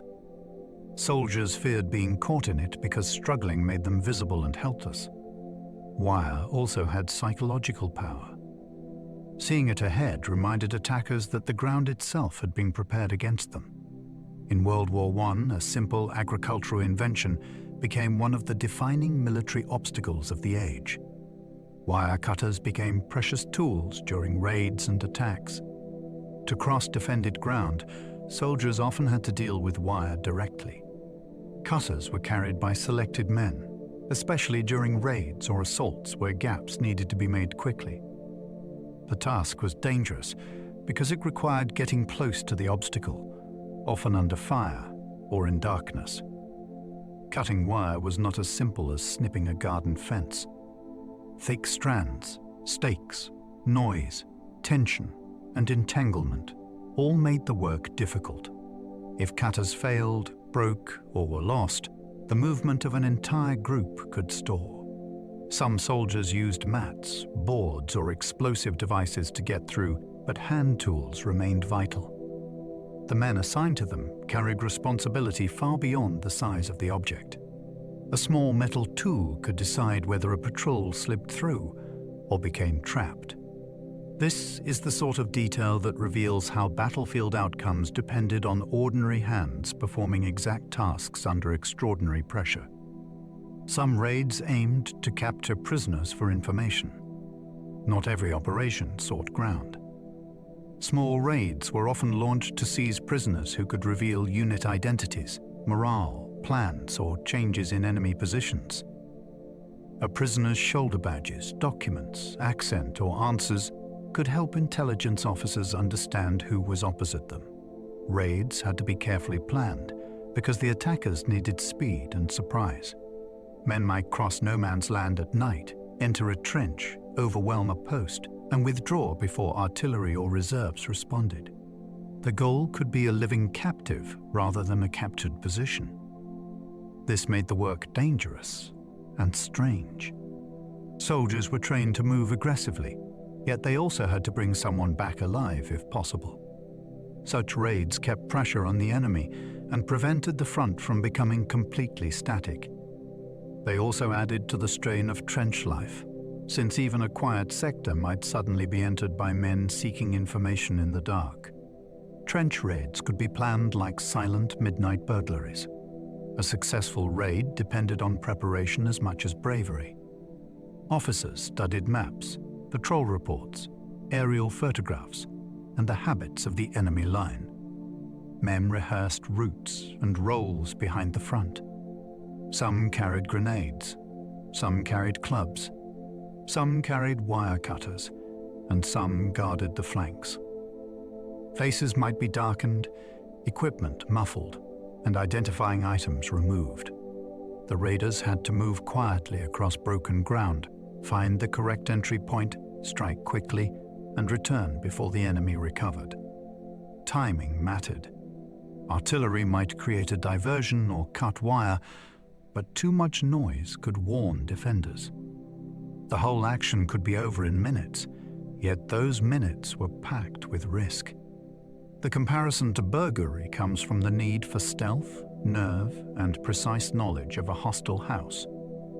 Unlike ordinary battle, a raid could feel intimate. Men entered the enemy's trench world, touched its walls, and vanished back into darkness. Flares could turn darkness into daylight for a few seconds. At night, sudden light could be as frightening as gunfire.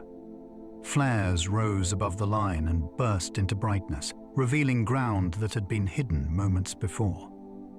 Men caught moving in no man's land might freeze, drop flat, or hope their shape blended into the broken earth. The light did not last long, but its effect was immediate. It exposed patrols, guided sentries, and helped machine gunners watch likely approaches. Different armies used flare pistols and signal lights for illumination, warnings, and communication. Soldiers learned to read their colors and patterns. For those outside the trench, the few seconds beneath a flare could feel endless. Shadows sharpened. Wire glinted. Every movement seemed magnified. Then darkness returned, often feeling thicker than before. These brief bursts show how the night front was never truly blind. It was repeatedly opened by light, then closed again, leaving everyone more alert than before. Machine guns forced armies to rethink centuries of tactics. The machine gun changed what courage could accomplish in open ground. Earlier military traditions had placed great faith in advancing infantry, close formations, and aggressive spirit. Against rapid automatic fire, those ideas became dangerously inadequate. A well-placed gun could sweep a field, defend a gap, or hold back far larger numbers. It did not remove the need for infantry, but it transformed how infantry had to move.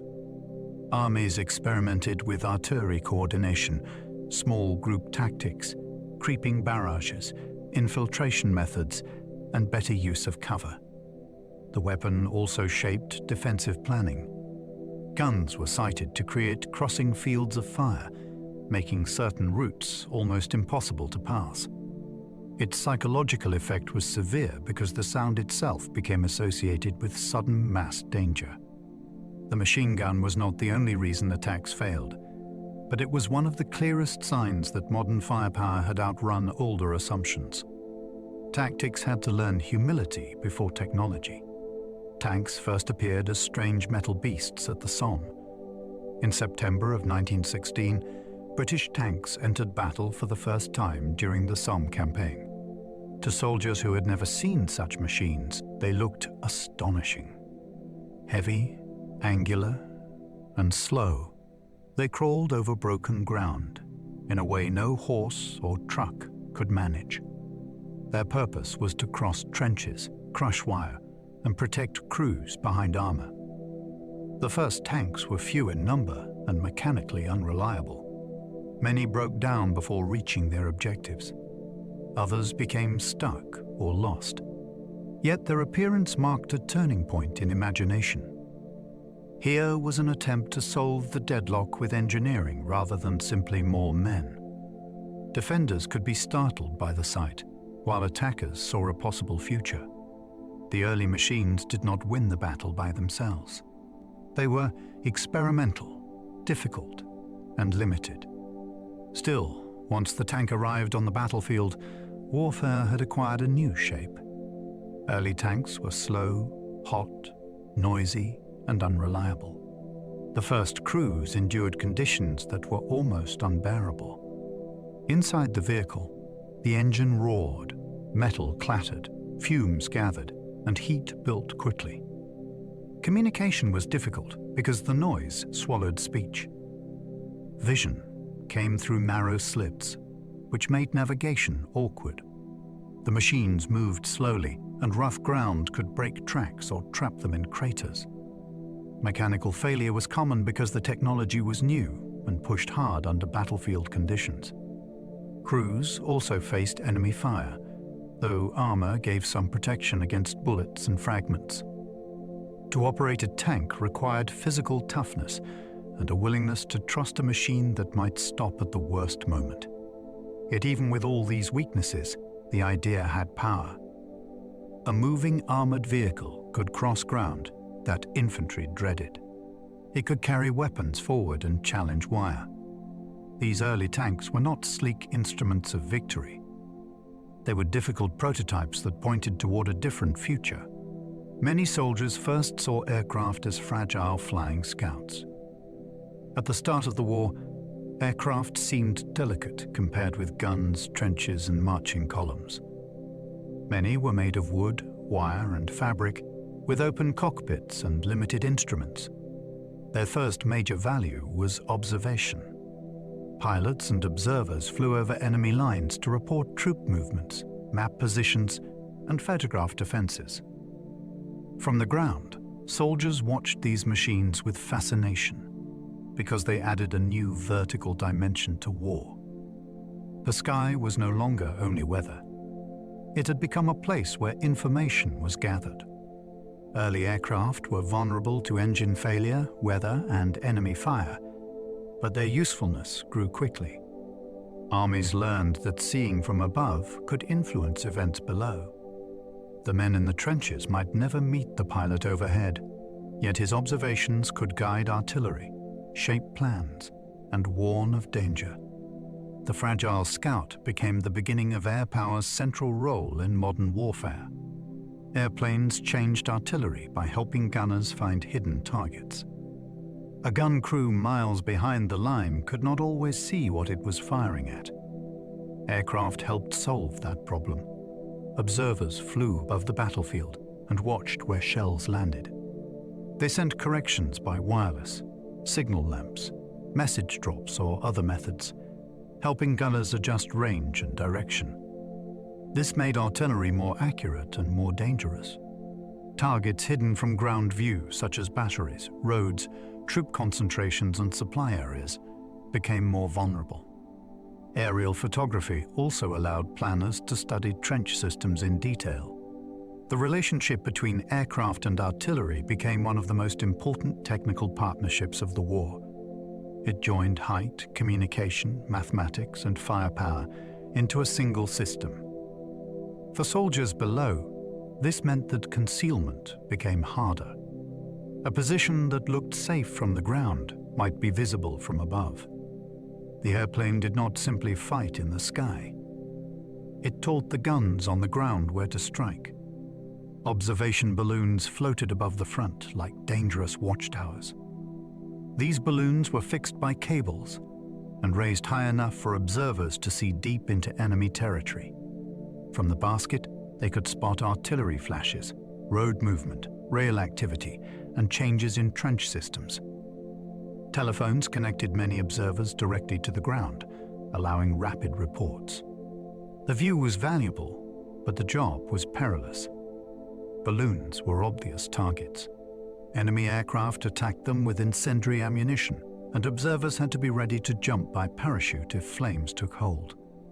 Weather could make the basket swing and strain. Anti-aircraft fire added another danger.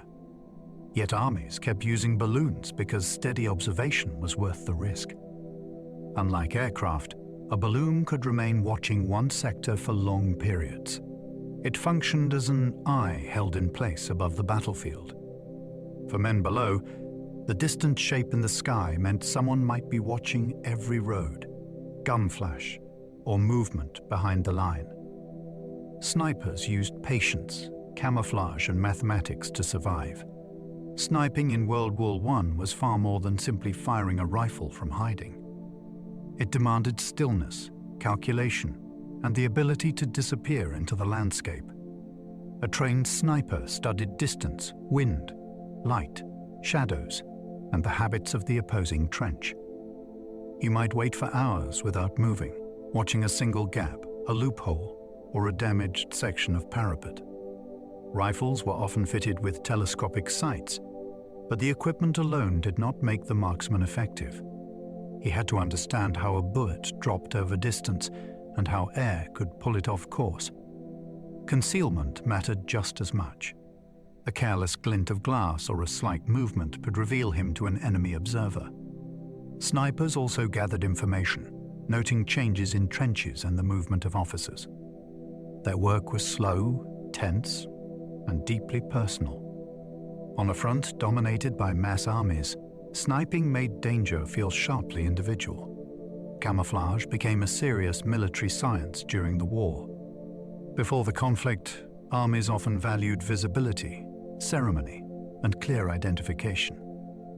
The modern battlefield punished that thinking. New weapons and aerial observation made concealment essential. Camouflage grew from improvised tricks into organized study. Soldiers learned to blend posts, guns, roads, and observation points into the surroundings. Nets, painted canvas, natural materials, and false structures helped hide what the enemy wanted to find. The goal was not always perfect invisibility. Often it was enough to delay recognition or confuse distance. A gun that looked like a harmless mound could survive longer. A road screened from above could keep supplies moving. Camouflage also required understanding the enemy's point of view. Something hidden from a trench might stand out clearly from an aircraft. This changed military thinking. The landscape became something to design, disguise, and deceive with. The war taught armies that seeing first could mean surviving first. Artists helped armies hide guns, ships, and supply routes. Painters, sculptors, stage designers, and illustrators found unexpected roles in wartime. Their knowledge of color, perspective, shadow, and illusion became useful to armies trying to hide from observers. Some worked on painted screens that disguised roads or batteries. Others created dummy objects to mislead enemy intelligence. At sea, artists helped develop dazzle painting for ships. These bold patterns did not make vessels invisible, but they could confuse judgment of speed, direction, and distance through a periscope. On land, artistic skill helped make flat surfaces look broken or make solid objects fade into the background. This was a striking reversal of purpose. Art, often associated with beauty or expression, became a tool of survival and deception. The artist's eye could save lives by making danger harder to locate. In a war of engines and explosives, imagination still mattered. A clever illusion could protect men as surely as a war. Some helmets were painted to reduce shine in sunlight. A helmet could protect a soldier, but it could also betray him if light caught the metal. Shine was dangerous because the smallest flash might draw attention from a sniper, observer, or machine gun crew. Soldiers and units found ways to dull reflective surfaces. Paint, mud, cloth covers, and rough finishes helped break up the outline and reduce glare. The principle was simple. Anything that stood out could invite fire. The helmet had to become part of the earth, not a bright marker above it. This detail shows how survival depended on noticing the smallest visual signals. A man did not need to expose his whole body to be seen. A curved rim catching morning light might be enough. Armies gradually adapted equipment to the reality of concealment. The helmet was no longer only a shield against fragments. It also became a surface that had to be managed carefully in the contest of visibility. Soldiers learned that smoke could hide movement across open ground.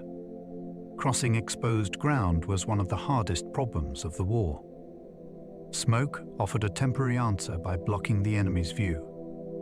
Shells, grenades, candles, and other devices could produce clouds that drifted across a section of front. Under this cover, soldiers might advance, withdraw, rescue wounded men, repair wire, or move supplies. The effect depended on wind, timing, and density. If the smoke thinned too soon, men were exposed. If it blew the wrong way, it could help the enemy instead. Smoke also created confusion for the soldiers using it. Once inside the cloud, direction became harder to judge, and units could lose contact. Even so, it became a valuable tool because modern firepower made visibility deadly. Smoke did not stop bullets, but it could stop aimed fire for a few crucial moments. It turned the battlefield into a problem of sight, movement, and timing. Tunnels beneath no man's land became secret battlefields underground. Below the trenches, another war developed in darkness. Specialist tunneling companies dug passages toward enemy positions, often through clay, chalk, or difficult ground that threatened collapse. Their work was cramped, airless, and dangerous. Men moved quietly with picks, shovels, candles, and listening equipment. The aim might be to place explosives beneath a strongpoint, create shelter, or approach unseen. Above ground, soldiers faced shells and rifles.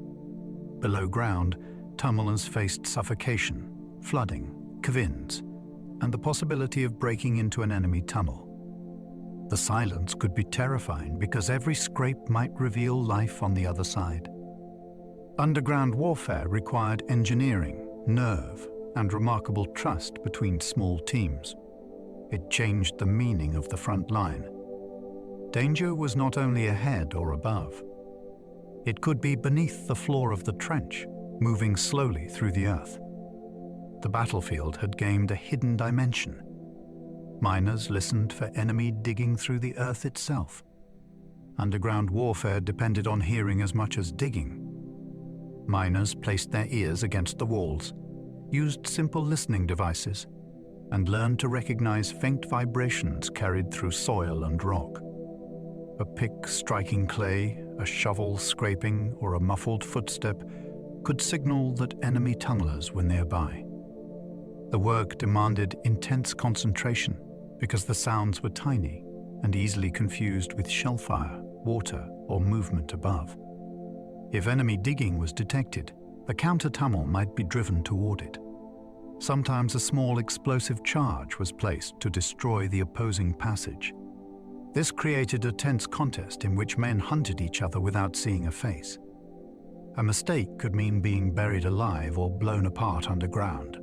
The miners brought skills from coal fields and civilian tunneling into military service. Their battlefield was narrow, black, and close. In that hidden world, survival could depend on the ability to hear danger through inches of earth.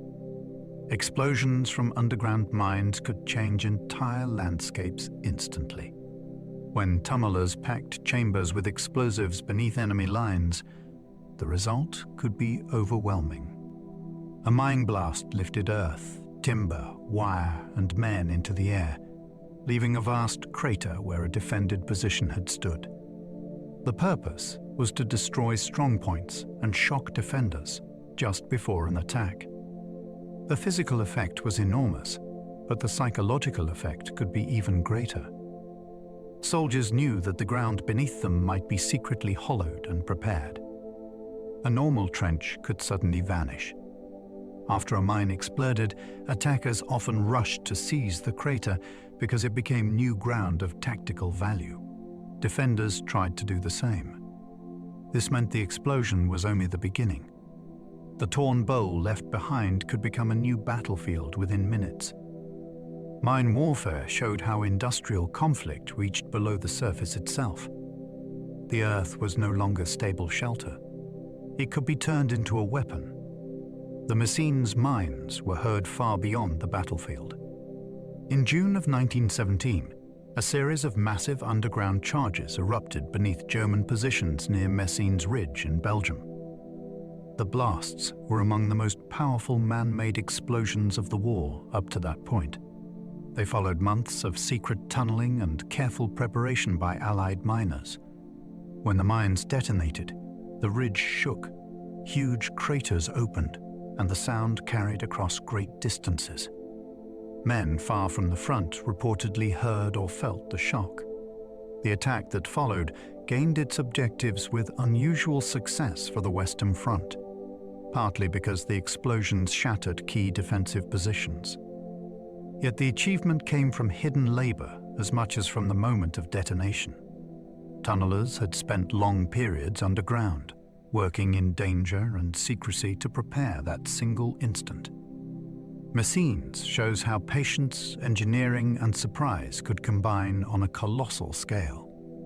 The battle began with the earth itself erupting beneath the enemy.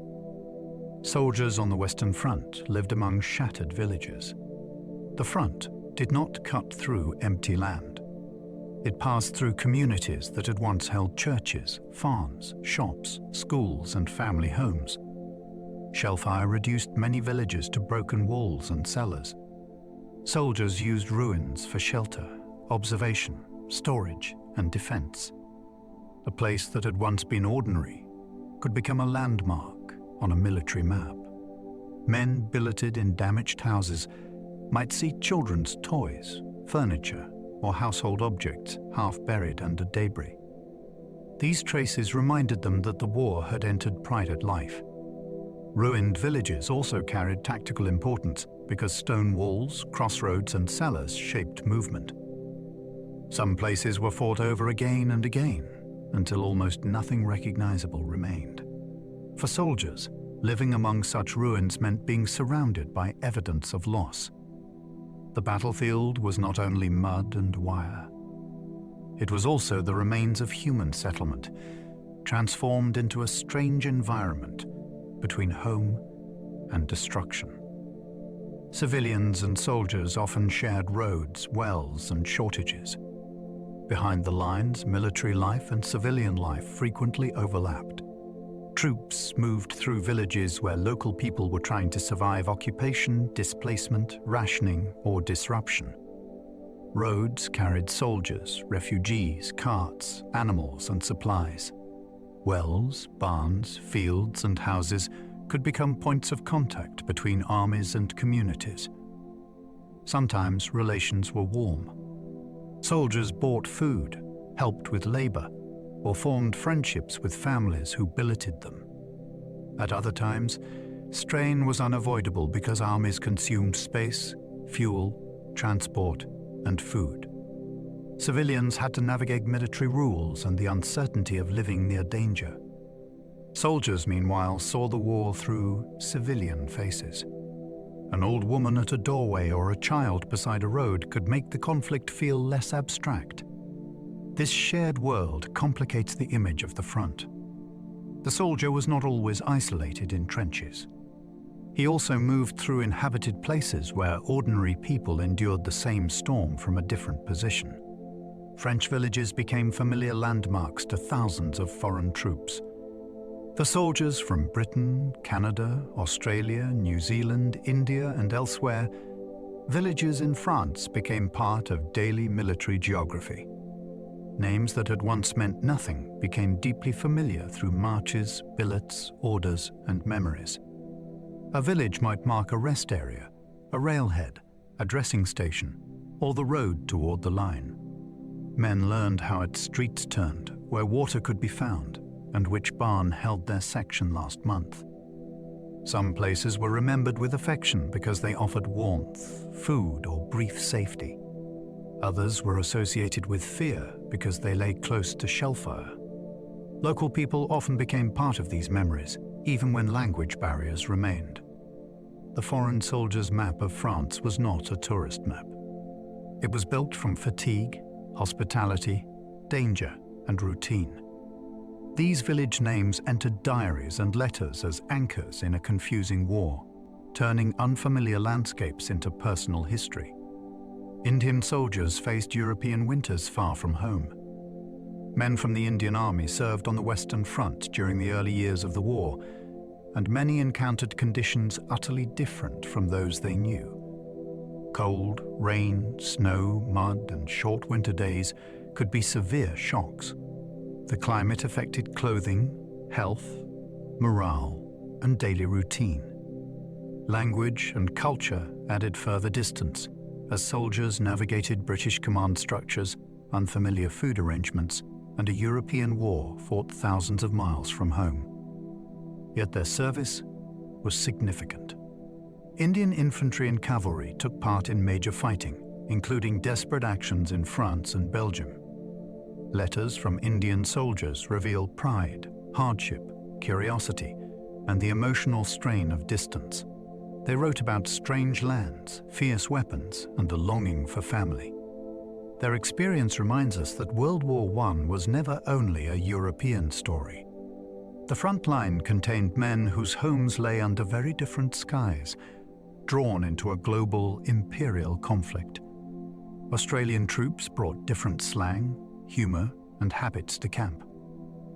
Australian soldiers arrived with a distinct identity that comrades and commanders quickly noticed. Their speech, jokes, attitudes toward authority, and informal style marked them out in many camps and billets.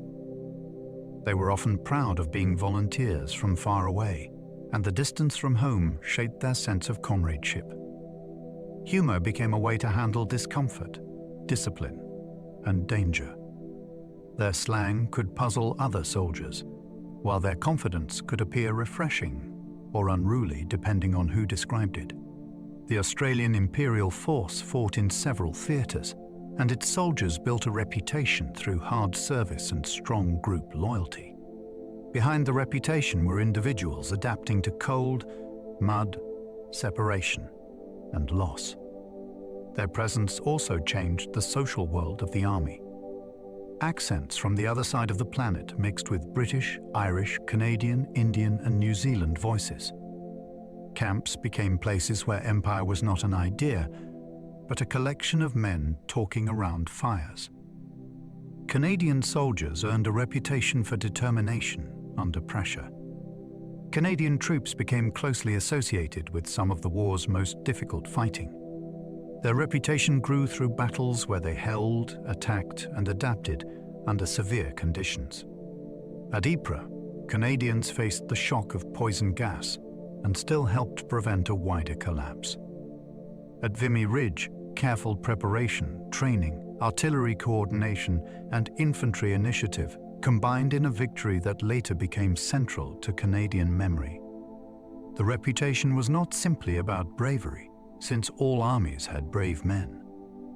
It also involved organization, learning, and the growing confidence of formations that had gained battlefield experience. Canadian units developed strong identities, shaped by regional ties and the awareness of representing a young country within the empire. Soldiers carried maple leaf badges and personal connections to towns, farms, and cities far across the Atlantic. Their story shows how the war helped forge national memory through shared service, sacrifice, and achievement under intense pressure. New Zealanders served in places far beyond their small islands.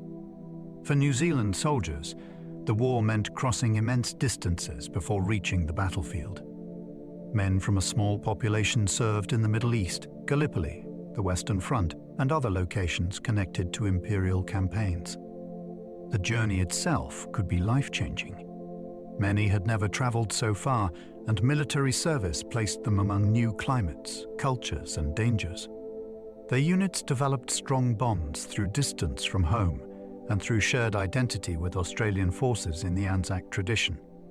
Yet New Zealand service had its own character, shaped by local communities, Maori participation, rural backgrounds, and a powerful sense of representing a remote country. Letters and diaries often carried the tension between adventure and homesickness. A man might stand in a muddy trench in France while imagining hills, farms, or coastlines on the other side of the world. Their service reminds us how World War I reached into the Pacific and pulled distant lives into its center. African porters carried supplies through exhausting campaigns away from Europe. In African theaters of war, especially in East Africa, transport often depended on human carriers. Roads were limited, railways did not reach everywhere, and animals could die from disease in certain regions. Porters carried food, ammunition, medical supplies, equipment, and personal baggage across long distances in harsh conditions. Many were recruited or compelled by colonial authorities, and their suffering was immense. Disease, exhaustion, hunger, and exposure killed large numbers. Their labor made military operations possible, yet their stories were often pushed to the margins of official memory. The image of World War I as trenches in Europe leaves out these vast lines of carriers moving through difficult landscapes. They were not always armed soldiers, but they were essential to the conduct of war. Every supply box reaching a column might have passed across human shoulders. Their experience reveals the conflict's imperial reach and the hidden cost paid by colonized peoples. Soldiers from the Caribbean served across several theaters of war. Men from Caribbean colonies volunteered and served in the British West Indies Regiment and in other military roles. They traveled far from home to take part in a war framed as imperial duty. Many expected service to bring recognition, respect, and proof of loyalty. They worked and fought in places that could include the Middle East, Europe, and Africa, often under difficult conditions and unequal treatment. Racial attitudes shaped their experience, limiting opportunities and affecting how their service was valued. Even so, Caribbean soldiers contributed labor, skill, discipline, and courage across the war effort. Their presence broadens the story of the ordinary soldier. The conflict was not only fought by men from the great European powers. It drew in communities across the Atlantic world, including islands whose people lived under colonial rule. Their service carried hopes that the post-war world might acknowledge them differently, though those hopes were often disappointed. The Ottoman front gave soldiers deserts, mountains, and disease. Service against or within the Ottoman Empire could feel very different from the Western Front. Soldiers faced extreme heat, scarce water, difficult supply lines, rugged terrain, and long movement across places where maps were often inadequate. Campaigns in Mesopotamia, Palestine, the Caucasus, and other regions placed armies under environmental strain as well as enemy pressure. Disease was a constant threat. Dysentery, malaria, cholera, and exhaustion could weaken forces before battle began. The landscape shaped tactics and morale. A march through desert tested water discipline. Mounting warfare demanded endurance and local knowledge. River campaigns depended on boats, bridges, and fragile transport routes. Ottoman soldiers themselves often endured shortages and hardship while defending a vast, strained empire. This front shows the war as more than trenches in France. It was a series of connected struggles across climates and cultures, where nature could be as decisive as any commander. Gallipoli tested soldiers against cliffs, heat, thirst, and confusion. The Gallipoli campaign began with ambitious hopes of opening a route to the Ottoman capital and supporting Russia through the Dardanelles. The reality was far harsher. Allied troops landed on difficult beaches below steep ridges and found themselves trapped in cramped positions. The terrain favored defenders who knew the heights and could observe movement below. Water shortages became severe. Summer heat brought flies, disease, and exhaustion. The ground was rocky, making digging difficult. Plans often collapsed under poor maps, uncertain communication, and fierce Ottoman resistance. Soldiers from Australia, New Zealand, Britain, France, India, and the Ottoman Empire endured months of costly fighting. The campaign ended in evacuation rather than victory, though the withdrawal itself was carried out with remarkable skill. Gallipoli became central to national memory in several countries because it combined courage, suffering, failure, and identity. It was a campaign where the land itself seemed to fight every step. The Eastern Front demanded huge marches across vast distances. Unlike the more fixed lines in the West, the Eastern Front often involved movement across enormous spaces. Armies marched through forests, plains, villages, rivers, and regions with limited transport infrastructure. Distances strained supply, communication, and endurance. A unit might retreat or advance over ground so vast that maps could barely capture the human effort involved. Soldiers carried equipment through dust, snow, mud, and heat depending on season and location. The front involved Germany, Austria-Hungary, Russia, and many peoples within their empires. It included sweeping offensives, encirclements, fortress sieges, and chaotic withdrawals.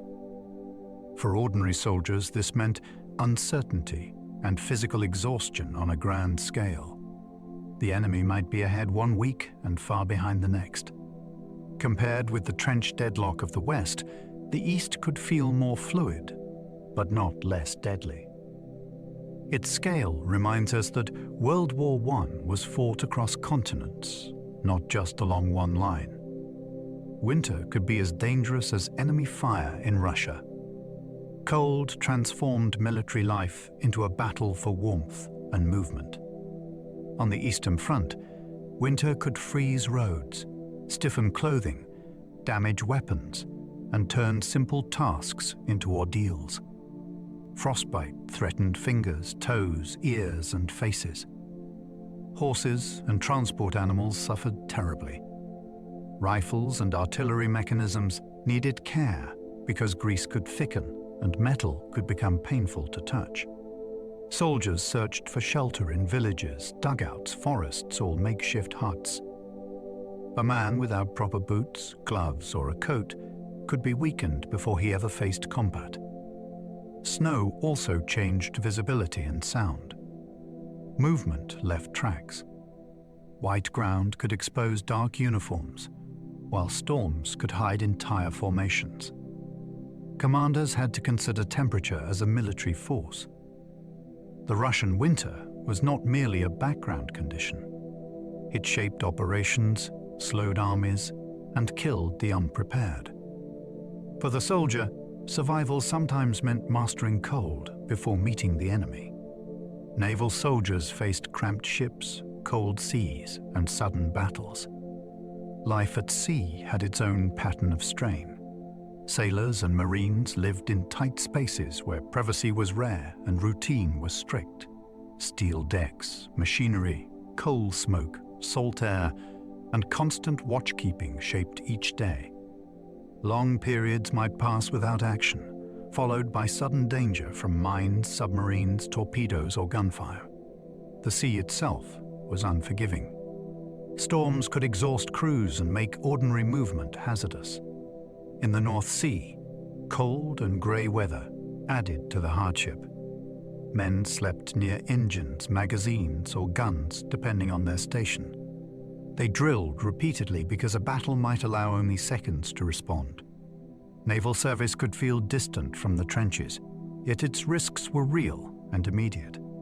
A ship was a workplace, a weapon, and a home that could sink beneath a man's feet. The sailor's battlefield moved under him, and survival depended on discipline within a floating machine. U-boat crews lived inside steel tubes beneath the sea. German submarine crews endured a form of warfare defined by confinement. Space was extremely limited, and every surface seemed to serve more than one purpose. Men slept near torpedoes, machinery, food stores, and each other. Air grew stale. Diesel fumes, sweat, oil, and damp mixed into a heavy atmosphere. When submerged, the boat became a sealed world where sound mattered intensely. Crewmen listened for propellers, depth charges, and the behavior of their own engines. The work required technical skill and emotional control because a mistake could doom everyone aboard. U-boats hunted merchant shipping and warships as part of Germany's attempt to cut Allied supply lines. Their operations had huge strategic consequences, especially when unrestricted submarine warfare drew wider political reactions. For the men inside, grand strategy was experienced through gauges, valves, cramped bunks, and pressure on the hull. They fought in a battlefield without sky. Prisoners of war built routines to preserve dignity and hope. Captivity removed freedom, but it did not remove the need for structure. Prisoners created routines around exercise, study, games, reading, cooking, cleaning, religious practice, and letter writing when allowed. These habits helped mark time and protect morale. Conditions varied widely by camp, nation, rank, and period of the war. Some prisoners endured hunger, forced labor, poor shelter, and illness. Others organized classes, theater performances, sports, or craft workshops. The goal was often the same: keep the mind active and prevent captivity from becoming only waiting. Letters and parcels from home could be crucial, especially when food was short. Prisoners also formed communities with their own leaders, jokes, disputes, and rituals. Escape attempts became part of camp life for some, though success was difficult. The prisoners' war was different from the front line, but it demanded endurance. Dignity could be defended through small acts repeated day after day.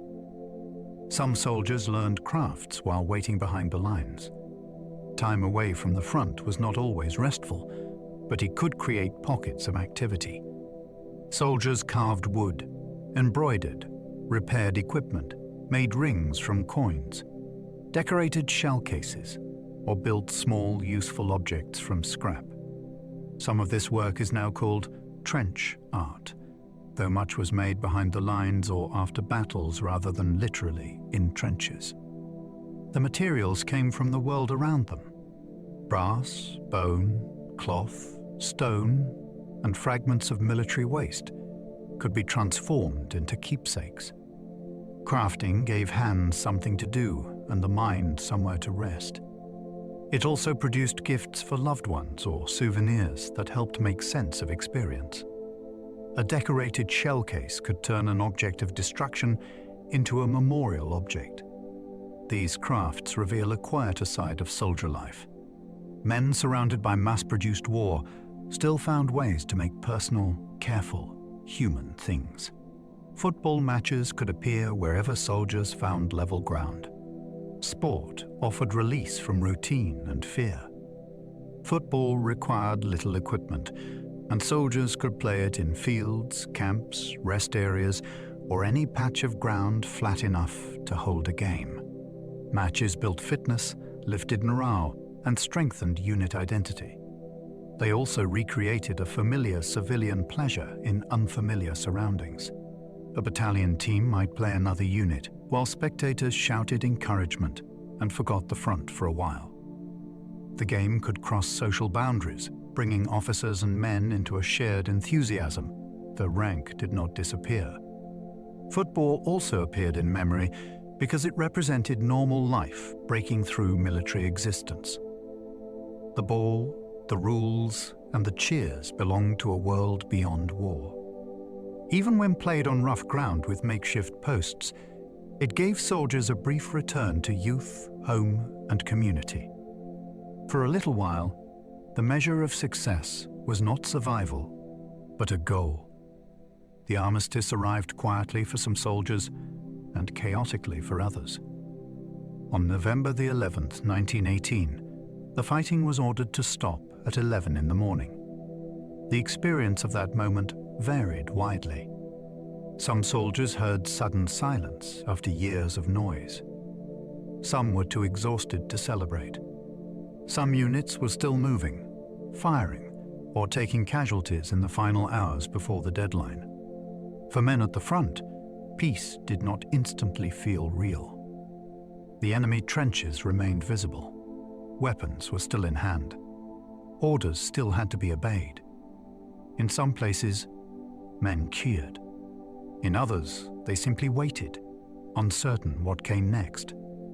The armistice ended the shooting, but it was not the same as returning home. Armies had to occupy territory, process prisoners, bury the dead, and begin demobilization.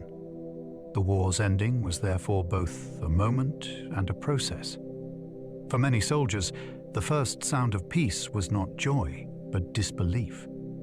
Many veterans kept silent about experiences they could never forget. After the war, Some men spoke often about their service. Others said very little. Silence could come from pain, pride, trauma, modesty, or the simple belief that listeners would not understand. Families sometimes knew only fragments. A medal, a scar, a nightmare, or a sudden change in mood might say what words did not. Many veterans returned to jobs, marriages, farms, factories, and streets that had carried on without them. They were expected to resume ordinary life, but memory did not obey public expectation. Certain sounds, smells, or dates could bring the front back suddenly. Some men found comradeship through veterans groups because fellow soldiers needed fewer explanations. Others carried their memories privately for decades. This silence became part of the war's legacy. History is built from records and testimony, but also from what remained unspoken. The absence of words can be a kind of evidence too. The war ended, but soldiers carried its rhythms home. Peace did not erase the habits learned in uniform. Men came home used to orders, alarms, waiting, marching, and living close to others under pressure. Some missed comradeship, even while hating the war. Some struggled with civilian routines that felt strangely light or meaningless after the front. Others found comfort in work, family, faith, or public service. Bodies carried wounds, illnesses, and pain. Minds carried images that could surface without warming. The war also changed how veterans saw time. A quiet morning, a dry bed, or a full meal could feel newly significant. At the same time, many returned to societies that wanted remembrance but also wanted recovery. The soldier had to become a civilian again, though part of him remained shaped by the line. The conflict had ended politically, but its patterns continued in posture, sleep, memory, and silence. For millions, the journey home was not the end of the war's influence. And so we come to the end of our journey through life as a soldier in World War I. We have moved through trenches shaped by rain, labor, waiting, and fear. We have followed messages carried by men, animals, wires, and wings. We have seen how a soldier's world could shrink to a dugout, a ration tin, a letter from home, or the sound of something moving in the dark. We have also stepped beyond the Western Front, into distant campaigns where soldiers faced heat, cold, distance, and unfamiliar ground. We have seen the war from the air, from the sea, and from beneath the earth itself. Through it all, the human story remained at the center. Men endured through routine. They found comfort in humor. They held on to memory. They carried small pieces of home into places that tried to take everything familiar away. If you are still awake, I hope this journey has left you with a deeper sense of the people inside the history. Not just armies on a map, but individual lives moving through an extraordinary time. If you enjoyed this gentle journey, you are warmly invited to like, subscribe, or leave a thought below. It helps others find their way here too. And if sleep has not quite found you yet, there should be another video waiting on the screen now, ready to carry you into another calm corner of history. But for now, there is nothing more you need to follow. Let the facts drift away. Let the trenches fade into distance. Let the noise of the day soften behind you. Your body can rest now. Your breathing can slow. Your thoughts can settle, one by one, until the night feels safe and still. Sleep well, and good night.